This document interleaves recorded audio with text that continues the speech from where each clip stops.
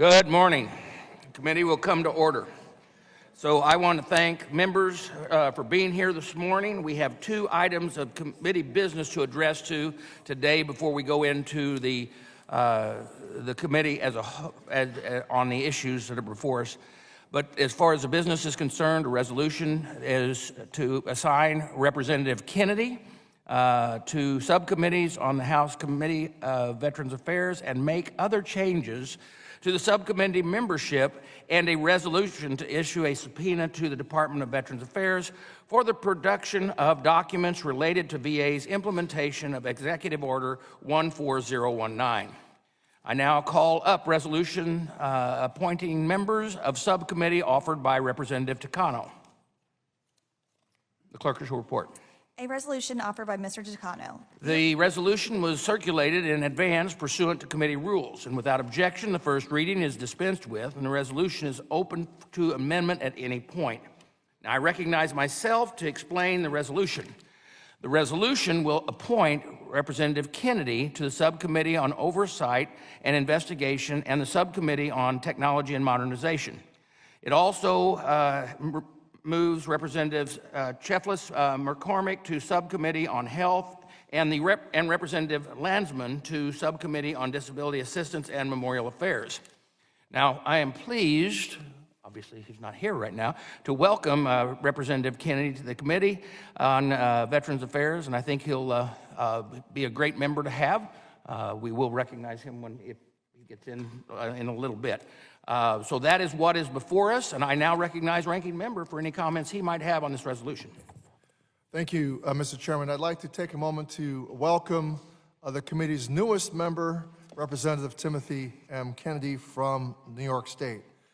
Veterans Affairs is the perfect committee fit for Representative Kennedy. Outside of being an elected official, he is an occupational therapist and has been working for years to expand care options for people with spinal cord injury or a debilitating stroke. As a state senator in New York, Representative Kennedy secured over $1 million in state funding for a local clinic to renovate their space and purchase state-of-the-art physical and occupational therapy equipment. Representative Kennedy has already hit the ground running, having visited the Buffalo VA Medical Center with my staff last month to meet with staff and acting leadership. Representative Kennedy, we are excited to have your background and perspective as an occupational therapist on our committee. You will be joining our technology modernization and oversight investigation subcommittees. Welcome, and I yield back, Mr. Chairman. The gentleman yields back, and Mr. Kennedy, welcome to the committee. You have we are now moving a resolution to put you on the committee and put you on your subcommittees. So with that, no amendments were filed. Does any member wish to offer an amendment to the resolution? Hearing none, I now recognize Ranking Member Takano for a motion. Mr. Chairman, I move the committee approve this resolution. All those in favor say aye. Aye. Opposed? No. Independent chair, the ayes have it, and the resolution is agreed to. Welcome to the committee. Mr. Kennedy, would you like to say something? Thank you, Mr. Chairman, Ranking Member Takano, colleagues. I'm honored to be a part of this auspicious committee to do the great work on behalf of our nation, on behalf of our veterans, those that serve us, and the families that make the sacrifices to allow us to be the greatest democracy in the history of the world. It is truly a privilege to be a part of this committee, and I look forward to working with each and every one of you. Thank you. Look forward to working with you. Gentleman yields back. I now call up the resolution to issue a subpoena to the Department of Veterans Affairs for the production of documents, communications related to VA's implementation of Executive Order 14019. Promoting access to voting. The clerk shall report. A resolution offered by Chairman Mike Bost, authorizing issuance. The resolution has been circulated in advance pursuant to committee rules. Without objection, the first reading is dispensed with. The resolution is now open for amendment at any point, and I now recognize myself on the resolution. When I became chairman of this committee, I did not expect we would be meeting about elections and voters registration. However, The Biden and Harris administration made this our business when they issued an executive order that told VA to get involved in voter registration activities. VA also made it our business today by ignoring the majority of my questions over the last several months. This executive order has drastically changed the role of federal agencies in the electoral process. Agencies have been directed to partner with approved nonpartisan organizations to provide voter registration services at agency facilities. You may wonder, what is an approved third-party organization? Well, it is the Biden-Harris administration defines what it means. Select what organizations fit that definition, and then won't disclose who these approved nonpartisan organizations are. That's unacceptable. Although it is clear that Biden-Harris administration thinks otherwise, Congress has a very good reason to want to know who these groups are. Through the executive order, the VA, Department of Justice, the Peace Corps, and every other federal agency has been told to use their resources to partner with states as voter registration agencies. For VA's entire existence, it has never operated as a voter registration agency until this executive order. In fact, in 2008, hold on, I think there's supposed to be a slide up on at this time, isn't it? I'll go ahead and go on. In fact, in 2008, California asked VA to become a voter registration agency. Then Secretary James Peake declined California's request because becoming the voter registration agency would, and I quote, diminish the agency's ability to fulfill its mission of providing medical care and benefits to veterans, end quote. Fast forward to 2021, the Biden-Harris administration took it upon themselves to direct every federal agency to agree to become a voter registration agency if asked by a state, regardless of whether it diminishes the agency's ability to fulfill its mission. As former Secretary Peake put it, if this was not concerning enough, the Biden-Harris administration, which planned and executed all aspects of the executive order, refused to share strategic plans that the VA and every other agency submit to the Biden-Harris administration. Folks, this is not how the Constitution says our system of check and balance is supposed to work.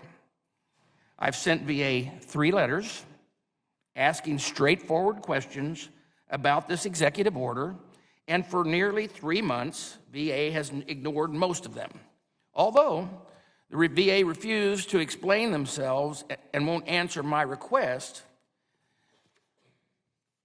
heavily redacted FOIA documents revealed that before the executive order was published, a career SES employee at VA questioned whether it was in veterans' best interest for VA to be a voter registration agency. And I'll quote from this email. We have a request from the 10th floor for us to take a look at voter registration and the impact operations in the medical center, end quote. The 10th floor refers to the office of the secretary. The email concludes with the following, quote, wanted to check in and confirm that VHA's thoughts on this have not changed. In other words, VA does not want to be a voter registration agency, as it would divert personnel and resources from the mission of providing care to veterans, end quote. I want to thank that VA employee who did the right thing and spoke up. Sir or madam, you took the words right out of my mouth. The response to this email was redacted, and the VA has repeatedly refused to fully explain themselves. However, the evidence shows staff has had the same concerns about VA being a voter registration agency as former Secretary Peake. But this time, they were overruled by executive order and politicals on the 10th floor because VA is now a voter registration agency. But that's might be a problem there because there's only one place, only one place, and only one state where it's being done. But only in the state of Michigan. So I question why Michigan is a VA's focus despite having the fourth highest percentage of registered voters as a share of the voters' population in the 2022 election. Hardly a state that is lagging in its voter registration numbers. Michigan is, of course, a crucial swing state in the 2024 election. But VA isn't doing voter registration in all of Michigan. Now, VA is only registering voters in Saginaw and Detroit at facilities that cater to veterans living in the swing counties that have historically determined whether Michigan will go red or blue in the November election. So let me put a finer point on it. If you look at a map, VA is not focusing on registering veterans to vote in General Berkman's district of the state, or in northern Michigan, or that's in northern Michigan, or the west side of the state outside of Grand Rapids. Now, why is it that the Biden-Harris administration think veterans don't deserve access to the same voter registration resources as veterans living in the southeast Michigan?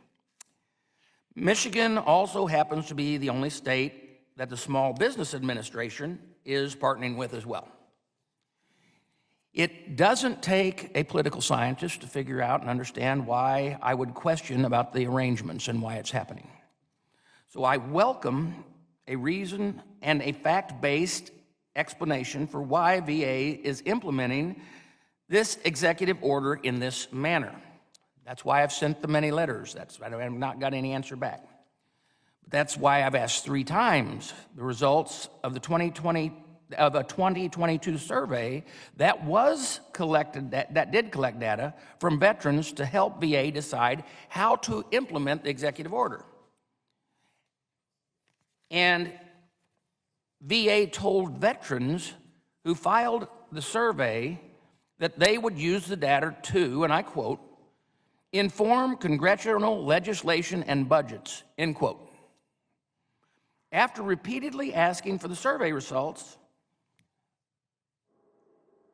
and VA's strategic plan, and an explanation of why VA picked Michigan and other documents relating to the executive order, VA has refused to fulfill these requests or offer an explanation for why they can't or won't provide the committee with this information.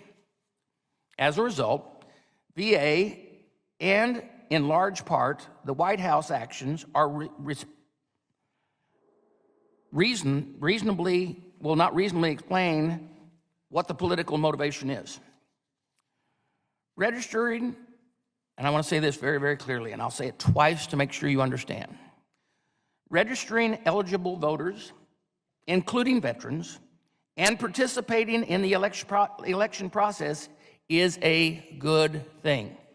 Registering eligible voters, including veterans, and participating in the electoral process is a good thing. But this is about the politicians directing federal resources for their own benefit in one specific part of the country at the expense of veterans. For anyone out there watching this or sitting in this room who have ever waited too long for VA health care or wondered why it is such a frustrating process to get your benefits, understand that there are people in this town who view VA as a political tool, and it appears to me that they care more about the political motivation than they do of the concerns that our veterans have and providing the services to our veterans. This is concerning. and that's why I'm moving forward with the subpoena. And at this time, I would like to ask if any other members wish to comment. Mr. Ranking Member. Mr. Chairman, before I begin my comments, I'd like to recognize that today is World Suicide Prevention Day. And I'd like to say to everyone who may be watching this hearing, if you or someone you know is a veteran who needs help, dial 988 and press 1 for the Veterans Crisis Line. The crisis line is available 24/7 every day, and you are not alone. Again, dial 988 and press 1.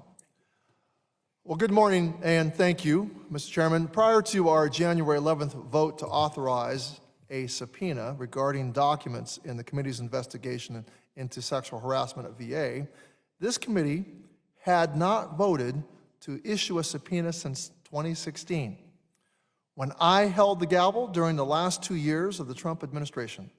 This committee did not issue a single subpoena.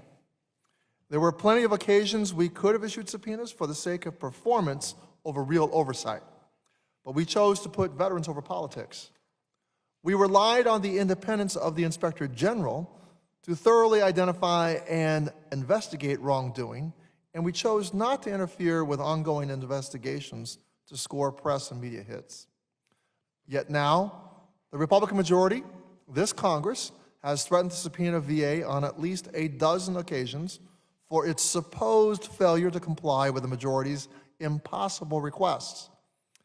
This severely cheapens this committee's oversight authority. Now, we have been through this exercise several times before under the current majority, and this script is highly predictable. The chairman makes a vague, onerous, and overly burdensome document request of VA with a purposely unmeetable deadline. VA produces documents in response to the request.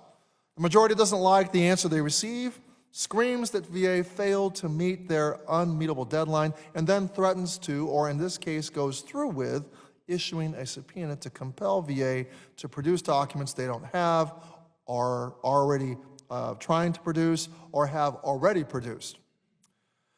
The question we must ask is why we see such temper tantrums from our current majority. It is not out of an earnest desire to acquire information and hold VA accountable for its failings. No, clearly it is not. Rather, this subpoena resolution and frankly the hearing that will follow is a red herring to distract veterans from the truth that this Republican majority has absolutely nothing to show for its time in charge other than chaos, dysfunction, and paranoia. I hope the veterans who are watching this hearing see the subpoena for what it is, an anti-democratic and purely political effort to stoke conspiracy theories and ultimately suppress efforts to help veterans and their caregivers vote. So why does the majority want to suppress the votes of veterans and caregivers? We should all want veterans and caregivers to be able to vote. With how much control elected officials wield over veterans' health care and benefits, the stakes are enormously high for veteran voters, and their voices should be heard.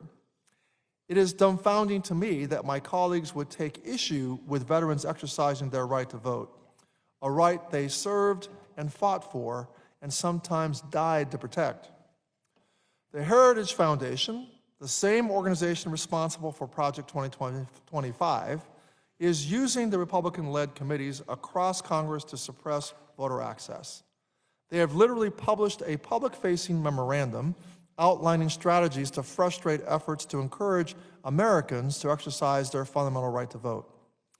But what makes this subpoena particularly weird and confusing is that its underlying premise is that VA should not promote veterans' access to voting, though it had been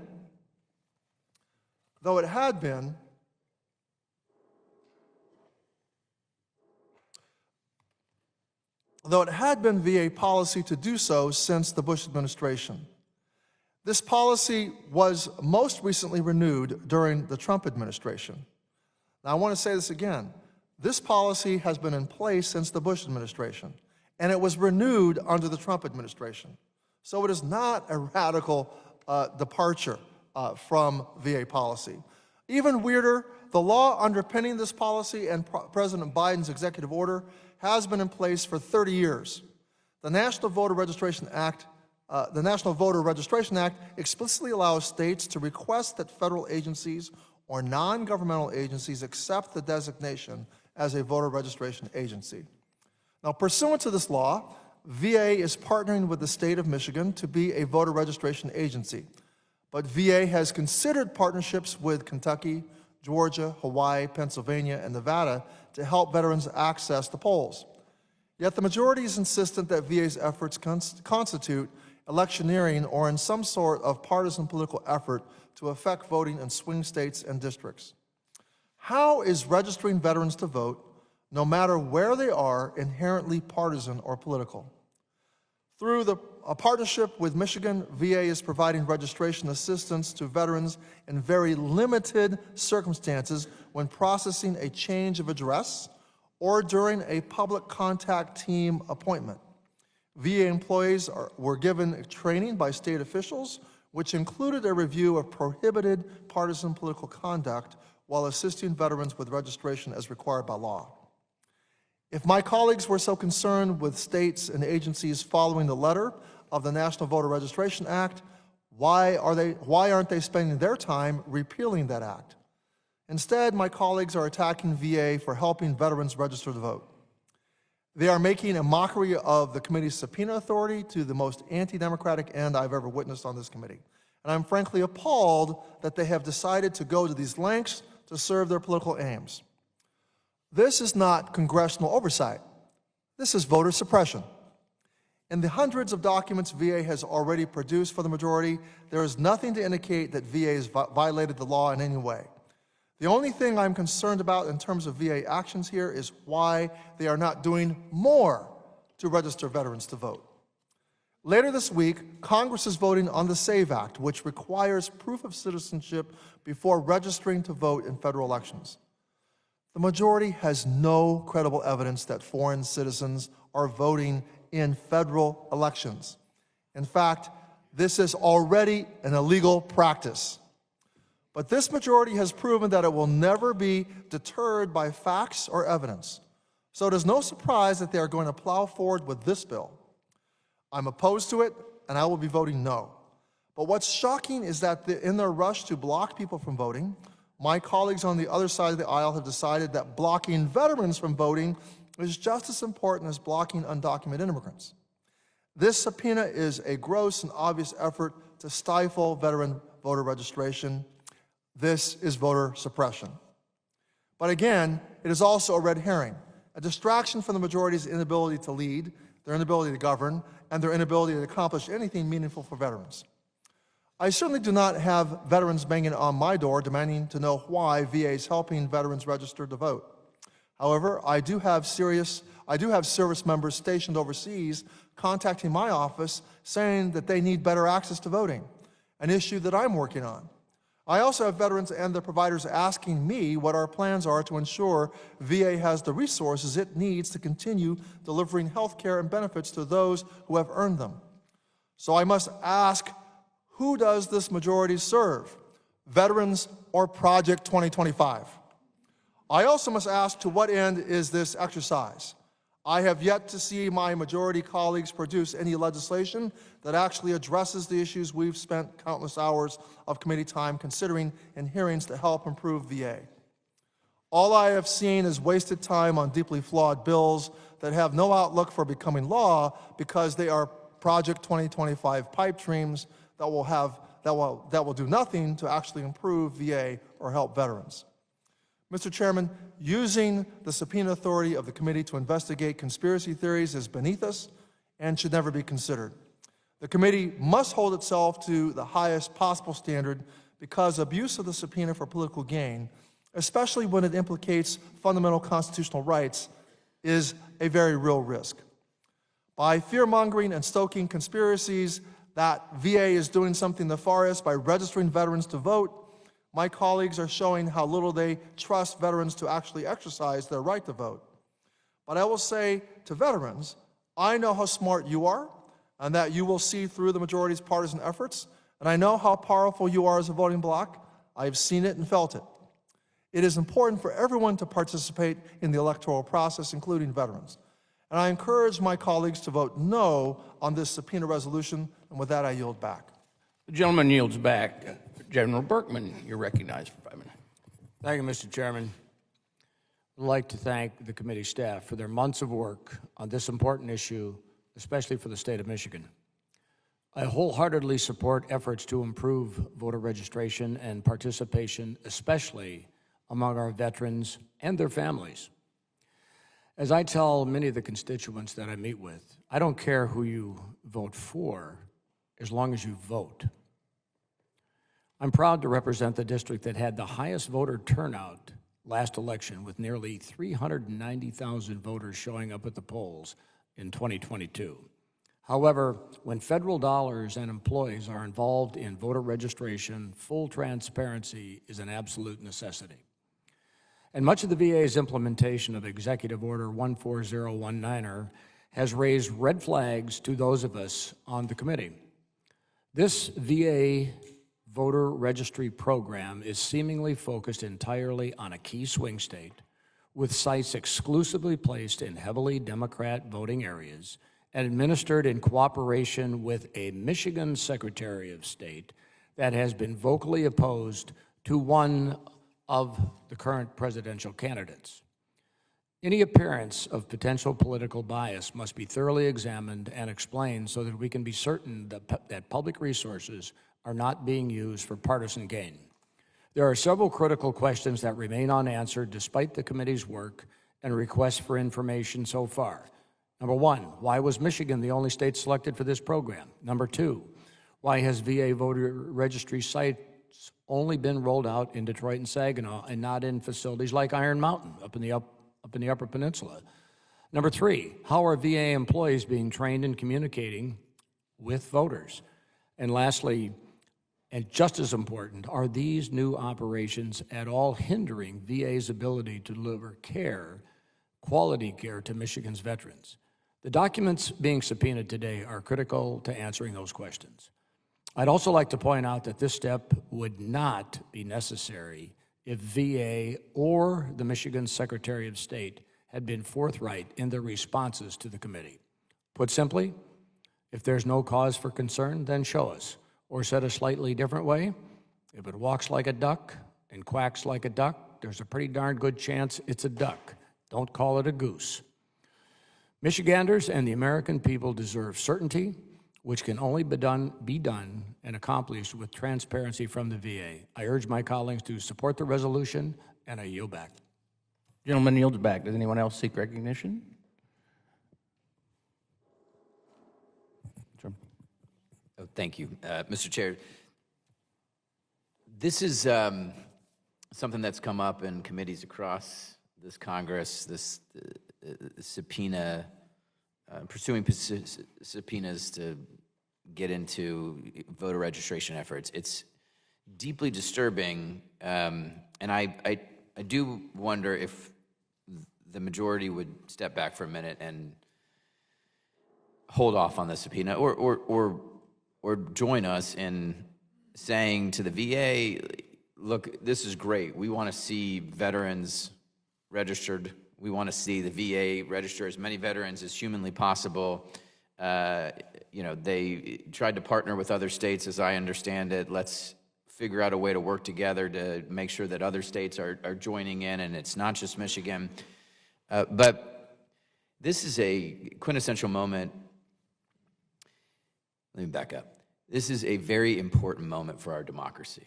And I do believe that all of us agree that voting is critical, that registering people to vote is critical. As we all know, nobody asks when they're registering people to vote who they're voting for or their partisan affiliation.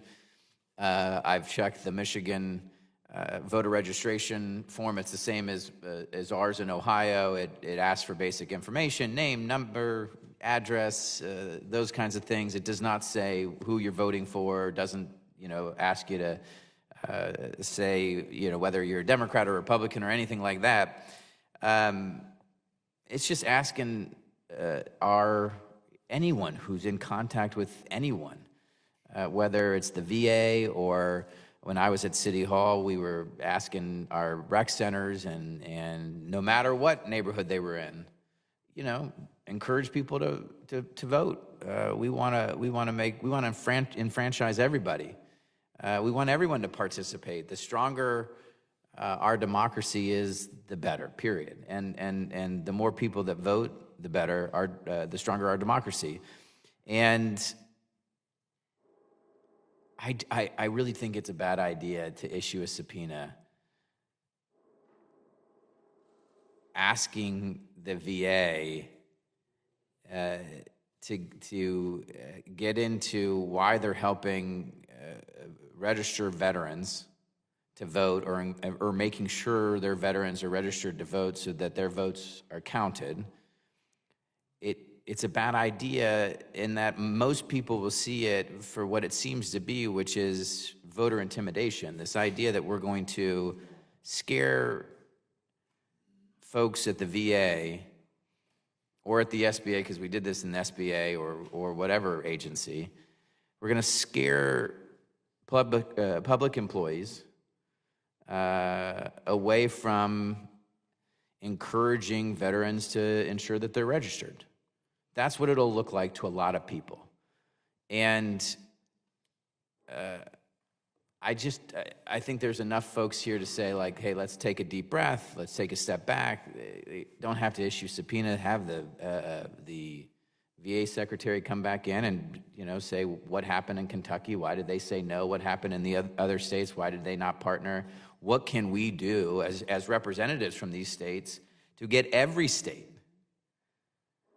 every single state, to partner with every VA and have a competition. See how many VAs that we can get on board, have a competition to see how many VAs or which VA can get as many veterans registered to vote as humanly possible. That's a wonderful thing to do for our veterans so that they are helping to decide the future of the country.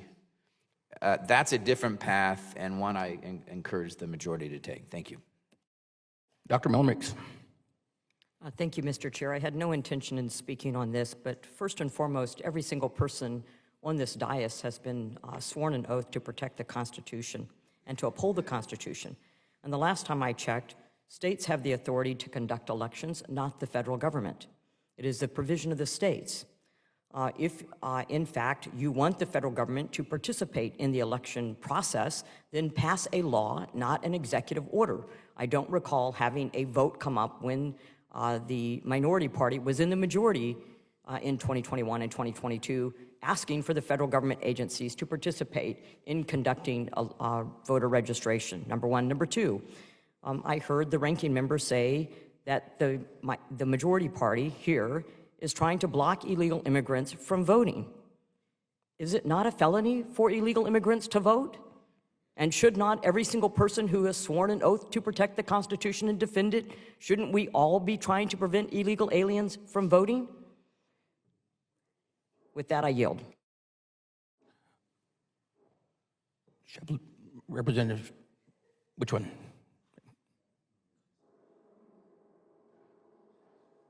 Sheplis McCoring, you're recognized. Thank you so much. Just to that comment, I just want to make it clear, illegal immigrants are not able to vote. And what this is about is to make sure our veterans who have sacrificed their time, their life, their family, actually are being aware that they need to just register to vote. And as our colleague mentioned, there is no line that says what party you're voting for, and we would love to have more cities, more states participating in it to make sure that everyone is actually being registered. So I do think that this is misplaced for the subpoena. We should be looking at how do we expand and make sure that all of our veterans are actually participating within the system that they actually swore to protect and defend. And we do have a constitutional obligation, and that constitutional obligation is to make sure our veterans have a seat at the table and they can articulate their God-given right to vote. So I do think that this subpoena request, this hearing, or this business is actually misplaced. And we shouldn't be making it partisan, but looking at how we can actually expand it. I yield back. Gentlewoman yields back. The gentleman and Representative Self. Just a couple of comments. First of all, thousands of illegal immigrants are being removed from state voter rolls as we speak across America. And secondly, just a quick story.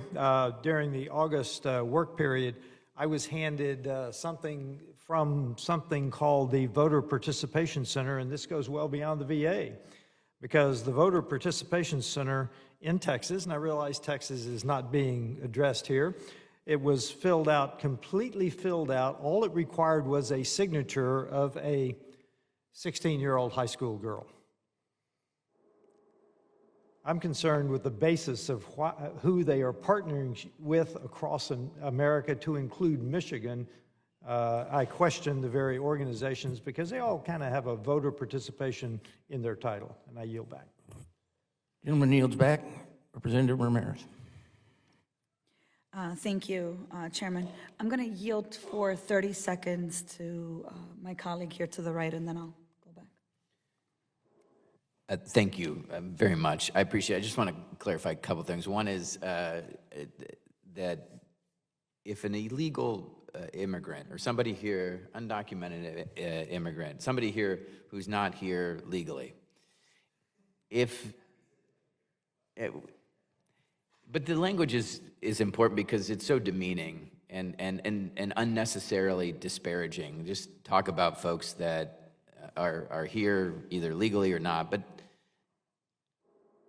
if they are undocumented, they can't register to vote. They can't vote. It is illegal to vote. You all know that.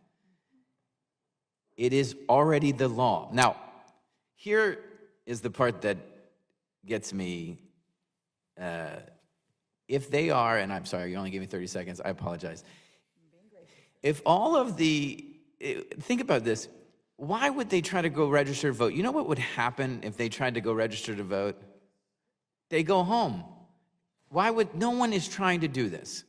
No one is trying to do it. But the larger point here is that we want to enfranchise as many veterans as we possibly can. This isn't about running elections. That's not even remotely close to what folks are trying to do. Everyone should be trying to register as many people as humanly possible, every veteran in every state, period. That's it. I yield back. Thank you. You yield back to me, right? Yeah. So now I had to cut my remarks here. I mean, I think we're clear here. Non-citizens cannot vote in elections, and since we have proven that over and over, now you're coming for veterans, U.S. citizen veterans, by the way, who should be voting. This subpoena is the opposite of serving our veterans. It is in direct contradiction of delivering better outcomes for these communities. I agree with Ranking Member Takano here. This subpoena is just another tactic to use veterans as political pawns, to spew misinformation, which is what we do here all the time, and to suppress veterans' right to vote. Every veteran and caregiver deserves, every U.S. veteran and caregiver deserves access to voting, and it's anti-democratic and an attack to diminish efforts that expand voting access for our veterans. I mean, look, I echo my colleagues here and I ask, instead of coming after places that are helping our veterans get registered to vote, why are we not asking, how do we make sure this happens in every single state and across the board? Why are we not doing more to register our veterans to vote? Why are we not doing more to ensure veterans are meaningfully engaged in our civic process? Why are my colleagues on the other side of the aisle intent on serving dark political interests rather than serving our veterans? Our veterans deserve better, and frankly, we owe it to them to do better. I look forward to working with our ranking member and hopefully all members of this committee to better support veterans and caregivers in how they choose to exercise the right to vote. I will not be supporting the subpoena or any voter suppression tactic, and I yield back. Representative Van Orton. Thank you, Mr. Chairman. I just got back from my district. That's the 3rd congressional district of the state of Wisconsin. Big ag district. Spent a lot of time in dairy barns, and be honest, I didn't think I would smell manure like that here in DC, but thanks to a couple of my colleagues, I have, because this is just foolish. The ranking member said that he trusts veterans to make sure they understand what's going on and to make the right decisions. He himself is a veteran. Jen Kiggins is a veteran. Morgan is, I am, Scott is, Marionette is, Jack is. Every single veteran, and so is the chairman. Sorry about that. Semper Fi, Marine. Every single veteran here present says what you just said is manure. All of us. So if you trust veterans, trust us, sir. And we're telling you what you're saying is a lie. And what you just said, ma'am, is a lie. And Mr. Landsman, awesome, first 5 minutes, and then you just went right into the can. Okay? You told the truth. You was very thoughtful. I appreciate it. I paid super attention because what you're really asking solid questions. I appreciate that. It's a colloquy, right? We're here to convince people with the power of our rhetoric. And you did that, and then you lost the bubble. So we're not doing this. I fought for your freedom, Mr. Takano. I've had 50 of my friends killed for your freedom, Mr. Takano. I've had 21 of my friends commit suicide because they couldn't bear the burden of fighting for your freedom, sir. And for you to sit here and lecture me that we're trying to suppress the vote is disgraceful. There's no other way to describe that. We don't want to suppress the vote. What I'd like to know from you, sir, what's the PVI, the Cook Political Voting Index, of where you're going to put these stations? What is it? Do you know? You don't. You know why? Because your staff wrote that brief that you just told us about. Just read a brief that a staff wrote for you. It's not how this committee is supposed to be comported. That guy right there, Mike Levin, I respect him tremendously. He never would have said some of that junk that you did. So I'm doing this to you VA people. I represent Toma VA Center. I am offering and extending a formal invitation to the Veterans Affairs Administration to put one of your voter registration booths in Toma, Wisconsin, which is as red as the Marine Corps flag. Do that and we'll stop talking. Until then, you're done. I yield back. Gentlemen, yield back. Anyone else seeking recognition? Seeing Mr. Kennedy. This is probably something you really want to speak on the very first thing out. Yeah, thank you. Thank you, Mr. Chairman. Look, this may be my first day on the committee, Mr. Chairman. It's not my first rodeo. And, you know, the stink I think my colleagues smell is coming from the other side of this room. Look, we all are on this committee for a reason. To take care of our veterans and those that have sacrificed for our country, and the families that sacrifice each and every day to protect our country. And we owe it to them to be better than the disgraceful name-calling debate that's happening on this day as today. And I would ask, Chairman, to strike 2 lines from my colleague across the aisle calling our colleagues on this side of the aisle lies. I think it's important that we have an honest debate about what's happening here. And I think what the ranking member Takano stated is very clear, that there hasn't been a subpoena since 2016 on this committee. That's now 2 different presidents, 8 years. And what we're looking for here is a conversation about expanding voter access for our veterans. This wasn't one state that was uniquely chosen. This was open to many states. What we are asking for is that this be expanded. We're looking for, regardless of political stripes, for every single veteran to have the opportunity to be registered to vote. And quite frankly, to make it easier for them to vote by having access when they go to get the care that they've earned and they deserve at the regional VA. So Michigan took it upon themselves to pilot a program, 2 different areas of the state.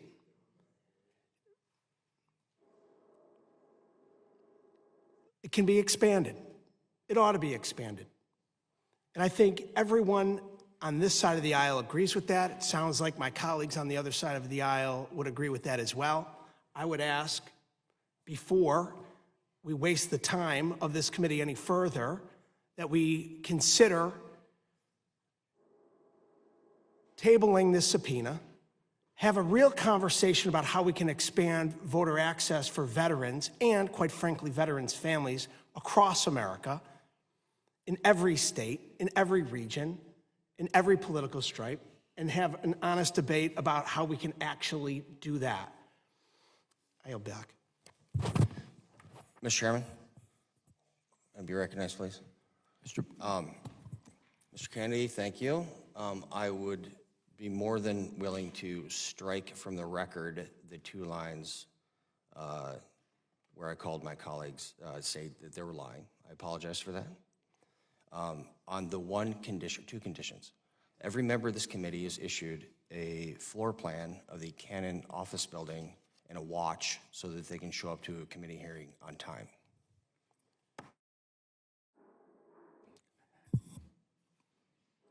Anyone else? Mr. Stout? I'm not sure how we got distracted here. Yeah, because this is not, Because- this conversation has went way far away from what the actual subpoena does. Yeah, we're talking about expansion here. Y'all are distracting us with expansion. The Biden administration has put this in blue areas. That's what we're concerned about, and I yield back. Thank you. I just wanted to make a comment about Mr. Van Orden. We've had a good relationship, and I think most of our counterparts here, we've had very good relationships. And we can all acknowledge that voting has been difficult throughout the United States for most citizens. Even when we look at my great state of Florida, where we have over 900,000 voters who are now inactive, who aren't aware of it. And what's unfortunate is in our great state of Florida, we have some of the largest number of our veterans who are not aware that they have been marked inactive. And so it is highly concerning that we make sure that our veterans do have the opportunity to know what's going on and have that simple process. So I do find it offensive that you called us liars, because we were stating what the law is and what most people do, but I also find it disheartening. Disheartening that we will politicize this process, as I mentioned earlier, and at the end you said you wanted to have it in your district, which we welcome. And I welcome having this program in Florida, which most people believe is red. We welcome that. And just because I have not served this country like you guys do and have, doesn't mean that I don't care sincerely about our veterans. My father-in-law and all his brothers served in Vietnam. We took care of them to make sure they got the help they need. We fought for them to make sure they got the help they need. This is something that's very sincere to my heart. So to say that because we haven't served, that we're not as committed is insulting. It is deeply insulting. And so we serve on this committee as a team, as partners, to make sure that our veterans get the best help they need and what they deserve. And so I would appreciate if we can keep a standard of decorum, a standard of relationship, so we can serve our country and our veterans the way we've promised. Thank you. I yield back. Anyone else seeking? I would be nice, Mr. Chair. Mr. Chairman, he's spoken like 2 times already. I got it. I would like some time to speak, and I'm going to yield some time to General Mays. Bergman when I'm done. Say that again, I'm sorry. May I speak? You may. Okay, I'm going to yield my last minute or two to the general next to me. I find it deeply ironic here that some of my colleagues are saying that we lacked decorum when literally the ranking member said we were throwing a temper tantrum this morning because want to issue a subpoena. I find it ironic when the ranking member called us conspiracy theorists. I got to tell you right now, no one on this committee went to Project 2025 and said, hey, what are we doing today at 10 a.m. or 10:15 a.m.? That is not a thing. That is a conspiracy theory that you all on the left, the radical left, continue to espouse, and it's just not true. And here we are, you all are dividing, being very divisive in your comments today. You're saying we're putting politics over veterans, when you all are literally doing the thing that you're projecting, you guys are actually doing. And it is insulting to veterans. It is insulting to every member of this committee to sit here and come in here and tell us just because we're issuing a subpoena that we're throwing a temper tantrum. The federal government has no business being a political arm. This is not a conspiracy theory. This is an executive order. This is a fact. We deal in facts and not fiction on this committee. And I am deeply insulted that as you all espouse, oh, let's not be divisive and, let's have decorum, and this is deeply insulting when you guys are literally throwing adjectives around at us and saying that we're the ones that are crazy and when we are not. We're dealing with facts here and real information. And to see members of this committee put politics over veterans, we should be helping every single veteran in this country who do have access to register. They do have the ability to vote. They can vote in every single election. Yet it's my colleagues against the aisle, on the other side of the aisle, that will vote down a measure like the SAVE Act to ensure only citizens vote in U.S. elections. It is my colleagues across the aisle that don't want to vote for and support voter ID in this country to ensure only citizens are voting in our elections. And so the hypocrisy is real. I'm having none of it. I'm going to yield the rest of my time to the general, please. I'm recognized.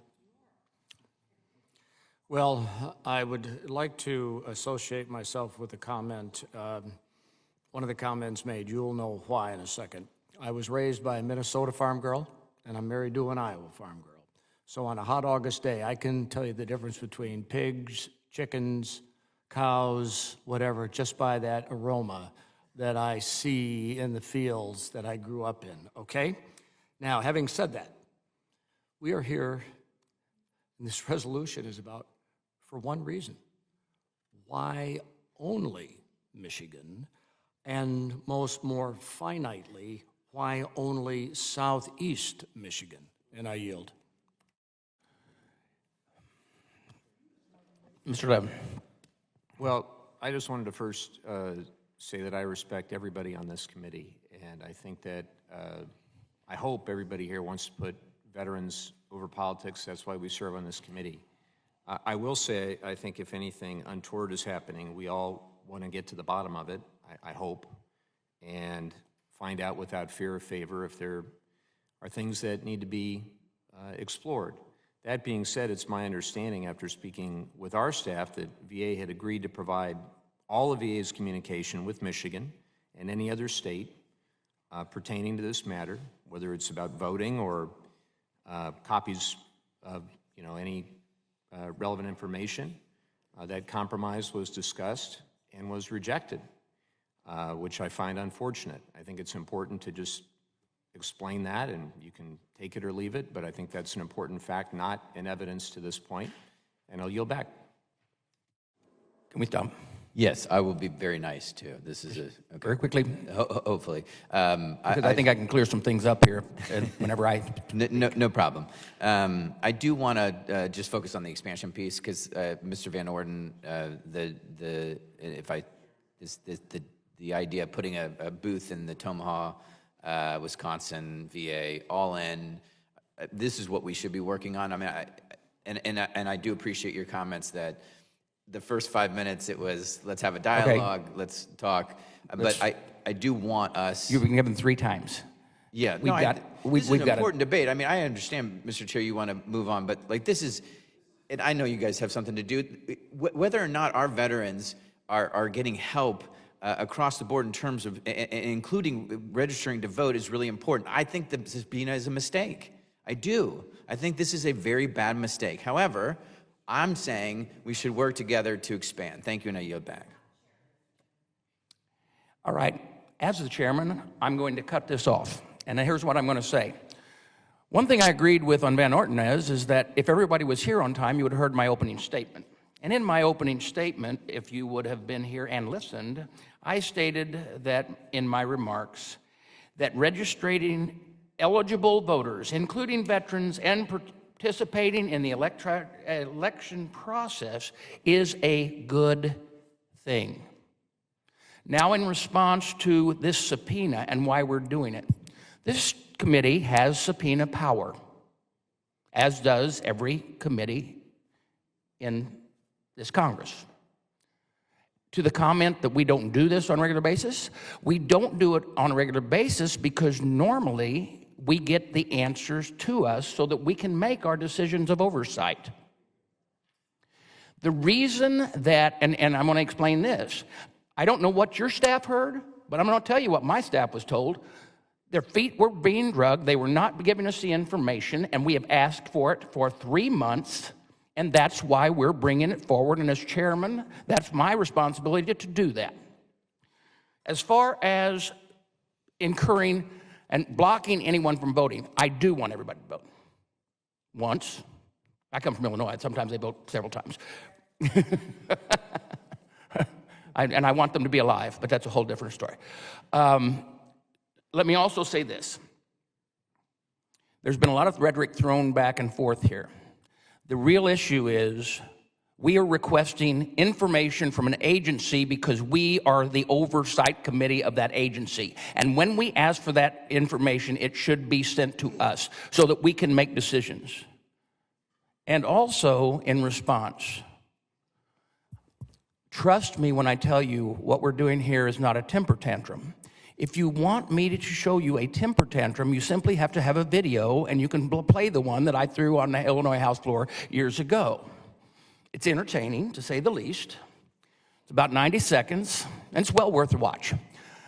But this, and the argument that we're having right now, has to do with the fact that an agency is not providing us the information.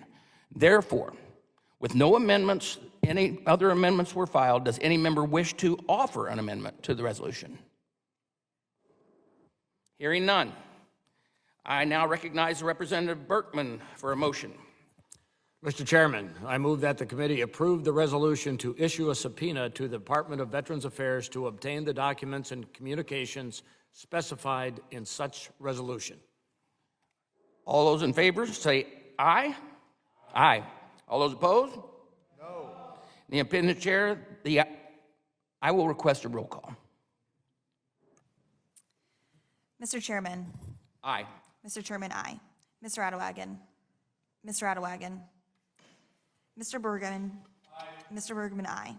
Ms. Mace. Ms. Mace, aye. Mr. Rosendale. Aye. Mr. Rosendale, aye. Dr. Miller Meeks. Aye. Dr. Miller Meeks, aye. Dr. Murphy. Yes. Dr. Murphy, aye.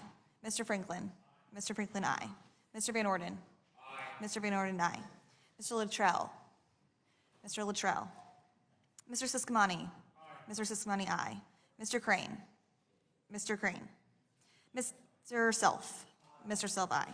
Ms. Kiggins. Ms. Kiggins, aye. Ranking Member Takano. No. Ranking Member Takano, no. Ms. Brownlee. Ms. Brownlee. Mr. Levin. Nope. Mr. Levin, no. Mr. Pappas. Mr. Pappas. Mr. Mervan. Mr. Mervan. Ms. Sherfless McCormick. Ms. Sherfless McCormick. Mr. McGarvey. No. Mr. McGarvey, no. Mr. Mears. Mr. Mears, no. Mr. Landsman. No. Mr. Landsman, no. Ms. Bazinski. No. Ms. Bazinski, no. Mr. Kennedy. No. Mr. Kennedy, no. Mr. Adewagen. Mr. Adewagen. Mr. Luttrell. As not voting. Mr. Luttrell, aye. Mr. Crane. Mr. Crane. Ms. Brownlee. Ms. Brownlee. Mr. Pappas. Mr. Pappas. Mr. Mervan. Mr. Mervan. Ms. Sherfless McCormick. Ms. Sherfless McCormick.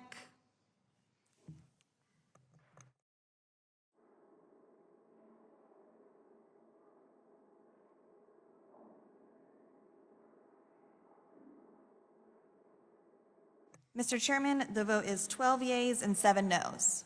There are 12 yeas and how many noes? 7. 7 noes. The resolution is agreed to, and the motion reconsider is laid on the table. And this concludes our business meeting for today, and we will allow our witnesses to come to the table, and we will start with the regular hearing.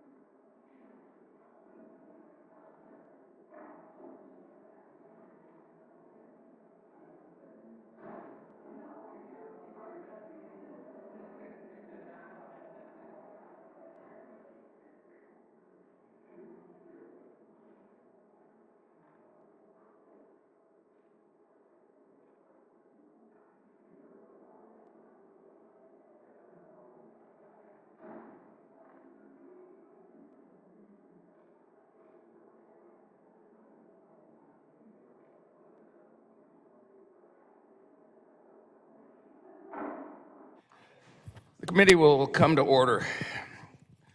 Before we get started, I want to ask unanimous consent that Representative Obernolte and Representative Crow be able to sit at the dais and participate in questioning. Hearing no objections, so ordered. Throughout this Congress, this committee has conducted rigorous oversight of the Biden-Harris administration management of VA.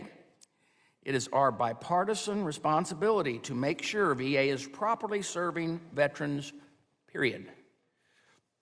We have investigated leadership mismanagement, misconduct, and ineffectiveness at medical centers across the country. This includes Aurora, Colorado, Hampton, Virginia, Loma Linda, California, Mountain Home, Tennessee, Buffalo, New York, medical centers, among others.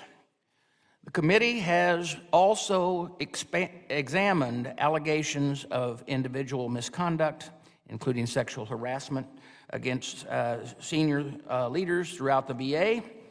As I said earlier this year, this behavior has no place at VA, and I will always do my part as the chairman of this committee to put a stop to it. One of the despicable examples for such misconduct are the recent sexual harassment and sexual assault allegations coming out of the Mountain Home, Tennessee VA Medical Center. Employees who work at this facility have outlined at least 3 different instances of alleged sexual harassment or sexual assault that occurred within the facility. If this was not bad enough, the Mountain Home VA leadership allegedly knew about some of the allegations for nearly 6 months, but never intervened. Now, another example of misconduct is a coordinated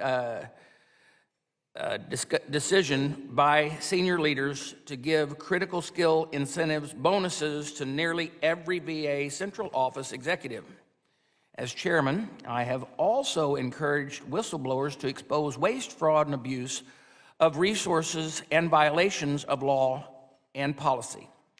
Whistleblowers know when the bureaucracy has lost its way. And that's why my oversight team has spent hundreds of hours talking to them and conducting oversight visits. Now, unfortunately, we've seen a lot of mismanagement and misconduct, a lot of things that should not be happening, a lot of things that veterans and taxpayers expect us to end. And it is these scandals, there is one constant, a complete lack of accountability within the VA. We have seen this administration fail to effectively lead the federal government, and unfortunately, VA is no different. Senior leaders and managers in VA must be held responsible for employees they supervise and the work environment they create.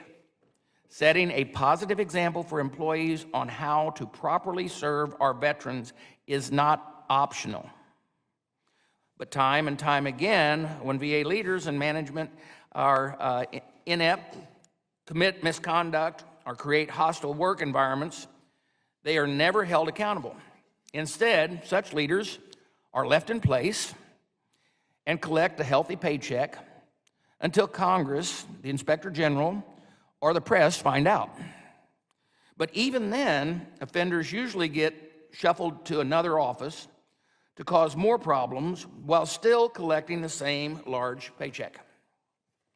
In one case, a medical center director was moved into a VHA administrative position after being found to create a psychological and unsafe and dangerous workplace. But it gets better. The VA later found this individual routinely engaged in inappropriate conduct that created a toxic work environment in the new office the leader was now moved to. So I asked this administration to help me understand how moves like this make any shred of sense. In another example, a facility director who mismanaged medical providers' clinical performance reviews, which could have led to poor veterans care, was merely reassigned to a cushy VHA office. This lack of accountability is not fair to all the others hardworking VA employees, many of which are following our fellow veterans, or those veterans who rely on VA for their care and benefits. I introduced the Restore Accountability Act of 2023 last year to prevent these bad apples from lingering around VA and collecting paychecks from the taxpayer. This legislation would restore the authorities in the 2017 Accountability Act and would allow VA to timely and appropriately discipline employees. Because right now, under the Biden-Harris administration, watching accountability and oversight is non-existent. The lack of VA accountability is happening at VA, the lack of accountability that has happened at VA has completely lost control of its budgets and its IT projects, ballooning by tens of billions of dollars. That includes the digital GI Bill, financial management business transformation, and the electronic health records system. Poor leadership also includes bad management, poor judgment, and lack of transparency. We are seeing this all over VA. And finally, we have the budget shortfalls. Mr. Jacobs has told us there is a nearly $3 billion hole in the disability compensation and education funding. The Biden-Harris administration is demanding Congress bail them out, or veterans benefit payments may be delayed. My friend, Representative Mike Garcia, has introduced a supplemental bill, the Veterans Benefit Continuing and Accountability Supplemental Appropriation Act, and strong accountability measures. And I proudly support and also am a co-sponsor of that legislation. VA has no excuse for failing to budget for the PACT Act, but we must hold the veterans harmless. Dr. Endahall also tells us there will be a $12 billion hole in the health care funding next year. But VA stonewalls us when we try to get to the bottom of it. We got a story that did not add up nearly 2 months ago, and VA refused to provide any more briefings before this hearing to further explain themselves. Now, either the VA estimates are completely unreliable, or the administration presented a dishonest budget request in the spring. We have to find out the truth and press for accountability so this never happens again. This is serious business, and the veterans' well-being is at stake. Now, with that, I would now like to recognize Ranking Member Takano for his opening comments. Well, thank you, Mr. Chairman. So I want to, at the beginning, address the budget shortfall VA faces. When I got the PACT Act signed into law in 2022, I wanted VA to set ambitious goals. I wanted VA to outrun those goals to quickly get veterans into care and connected with the benefits that they are owed. VA succeeded. 1 million disability, actually 1.1 million disability claims approved in 2 years. Hundreds of thousands of new healthcare enrollees. The GI Bill and job training benefits are being used at unprecedented levels to further veterans' education and careers. The budget shortfall is a product of VA's success in implementing the PACT Act. Congress knew VA would need more resources to implement the largest expansion of veterans' benefits in years. And we made a commitment with the Cost of War Toxic Exposure Fund to provide those resources. However, the unchecked growth of for-profit care has exploded over the last 2 years. This has severely impacted budget forecasts post-PACT Act. When the Trump administration implemented new access standards in 2019, which further opened VA healthcare to privatization, I feared that this day would come. I support community care when it's necessary for a veteran to receive timely and accessible care, but we have reached a fork in the road. We have a choice of which way to proceed. In one direction, we continue down the path we are on, and VA crumbles under the enormous weight of for-profit healthcare. We enrich the private sector at the expense of the healthcare veterans know and love. In the other direction, we course correct and create an ecosystem in which resources for VA direct care and community care are balanced and seamlessly function to meet the needs of veterans. We have to invest in the staff and infrastructure VA needs to flourish into the future. This is the more difficult path, but it is the one that we must take. Direct care is less expensive and more effective for veterans. When I say direct care, I mean VA care. VA outperforms the private sector in terms of both quality of care and patient satisfaction. A strong VA is what veterans both need and want. The continued unchecked growth of for-profit healthcare will eliminate choice for the millions of veterans who choose VA for their care because it will destroy VA care. There is no turning back from this fork in the road. We must choose now. And I want to work with VA to improve its budget estimates in the future so that we can avoid similar shortfalls and for all of us to take a realistic look at the true needs of the agency. The chairman has accused VA of running its budget into the ground. This shortfall cannot be blamed on mismanagement. This shortfall was caused by the quick increase in veterans now eligible for the benefits they have earned. VHA and VBA are clearly and rightfully more focused on veteran outcomes than cost. And when we wrote the PACT Act, we gave the administration the authority to waive provisions that phased in eligibility. President Biden and Secretary McDonough agreed veterans had been waiting long enough and chose to exercise their authority to accelerate PACT Act eligibility for the hundreds of thousands of veterans who have been denied VA health care for decades. I heard no objections from anybody, from our side or the other side, about this acceleration, both on day one on the bill signing and a year later when they accelerated the cohorts that could become eligible. Nobody objected. Nobody. Now we are hearing a lot of whining about the cost of that acceleration. Should VA not have implemented the PACT Act as quickly as it did? Should VA have stopped enrolling veterans or approving claims when they hit a certain number because that would put them over budget? I fear my colleagues across the aisle are suggesting that we should break our promise and default on our debt to veterans because it just costs too much.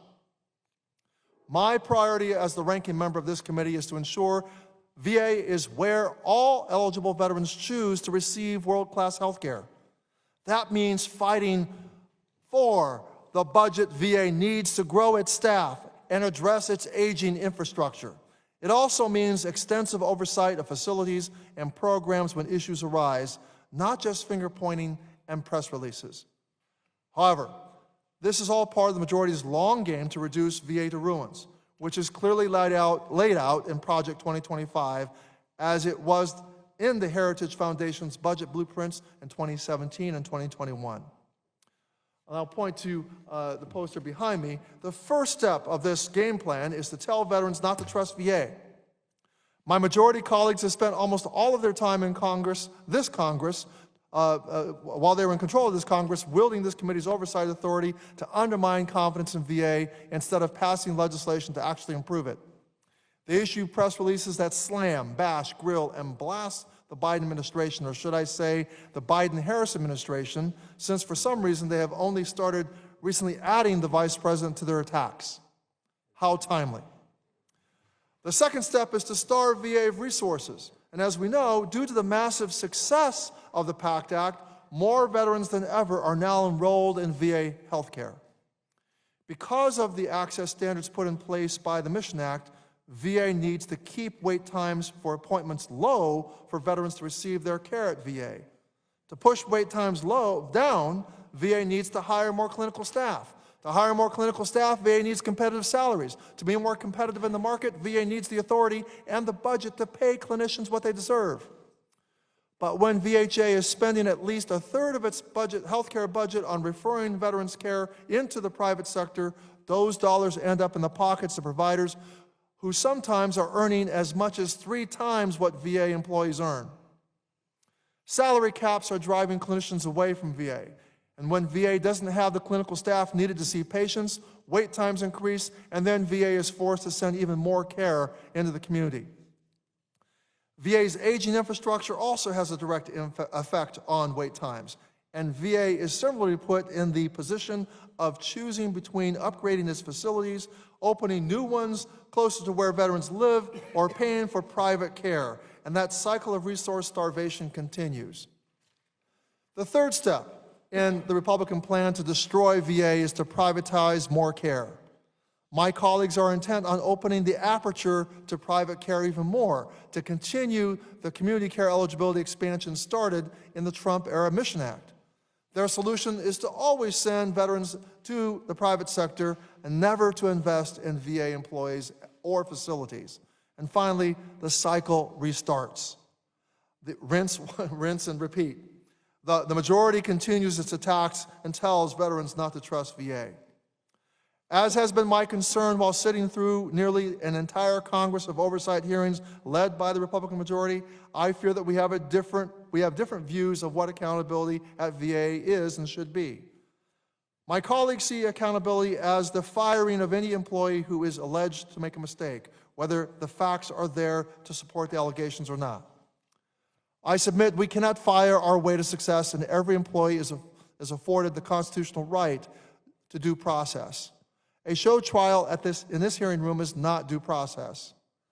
VA employees at all levels bear enormous responsibility for providing care and benefits to veterans, from housekeepers who ensure clean and sterile clinical environments to the claims processors who help veterans receive their earned benefits to the executives who steer some of the largest integrated health systems in the country. Every employee plays a role in achieving VA's mission. Accountability is about treating the challenges VA faces across the enterprise as opportunities. Now, this is not to say that there are not instances of mismanagement or failure to meet the standards we require of those who care for our veterans. In those instances, there are clear processes for investigating wrongdoing and carrying out proper disciplinary action. VA has a host of challenges, as does any organization of its size. And when issues are brought to this committee's attention, we take them seriously. We spend a substantial amount of time on oversight of VA facilities, which is justified and warranted.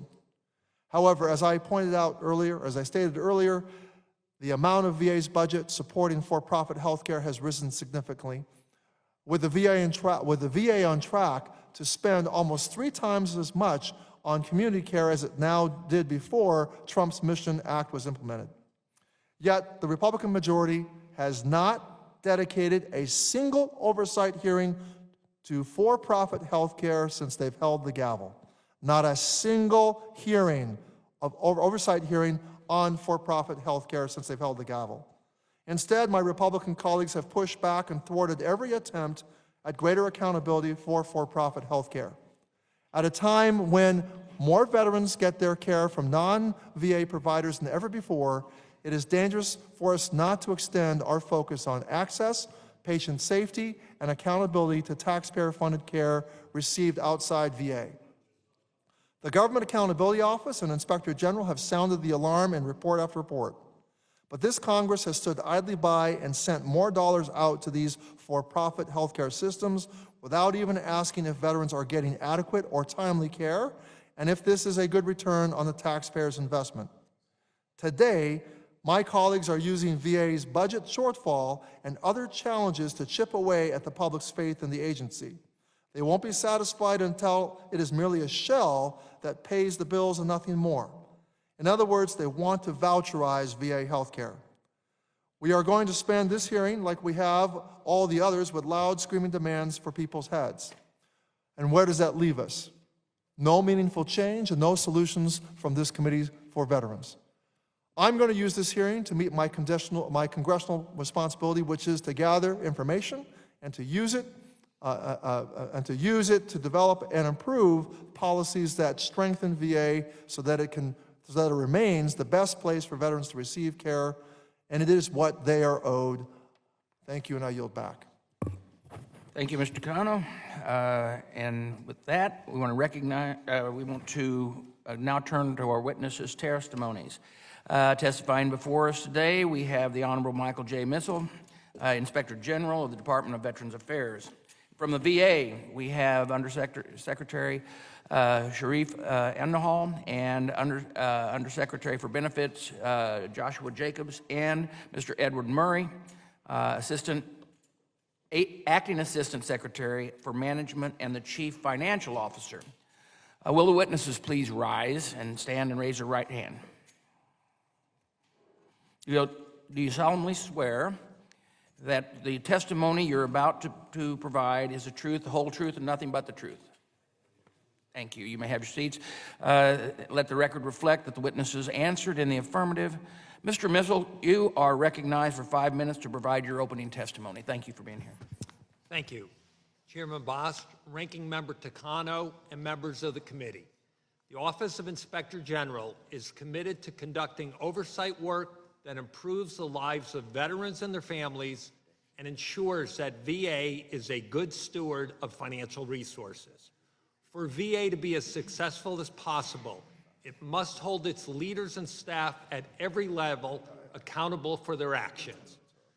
My written statement provides details on the foundational elements of accountability that we have identified as a result of our work. Our staff routinely finds breakdowns in leadership, governance, processes, staffing and other infrastructure, IT systems, and quality assurance programs that erode accountability. These breakdowns impede VA's efforts to make certain that all patients receive timely, high-quality health care and that all veterans and other eligible beneficiaries are afforded the compensation and services they are owed. Some of the most concerning examples are found in medical centers. We recently issued a number of reports on the VA medical centers in Hampton, Virginia, and Aurora, Colorado. They serve as case studies on how veterans' care is affected when leaders fail to uphold a culture of accountability dedicated to patient safety and zero harm. The Hampton reports highlight avoidable delays in cancer treatment, failures to conduct quality reviews, and substandard surgical care. The Aurora reports identified leadership failures that created a psychologically unsafe environment that resulted in significant turnover of clinical leaders.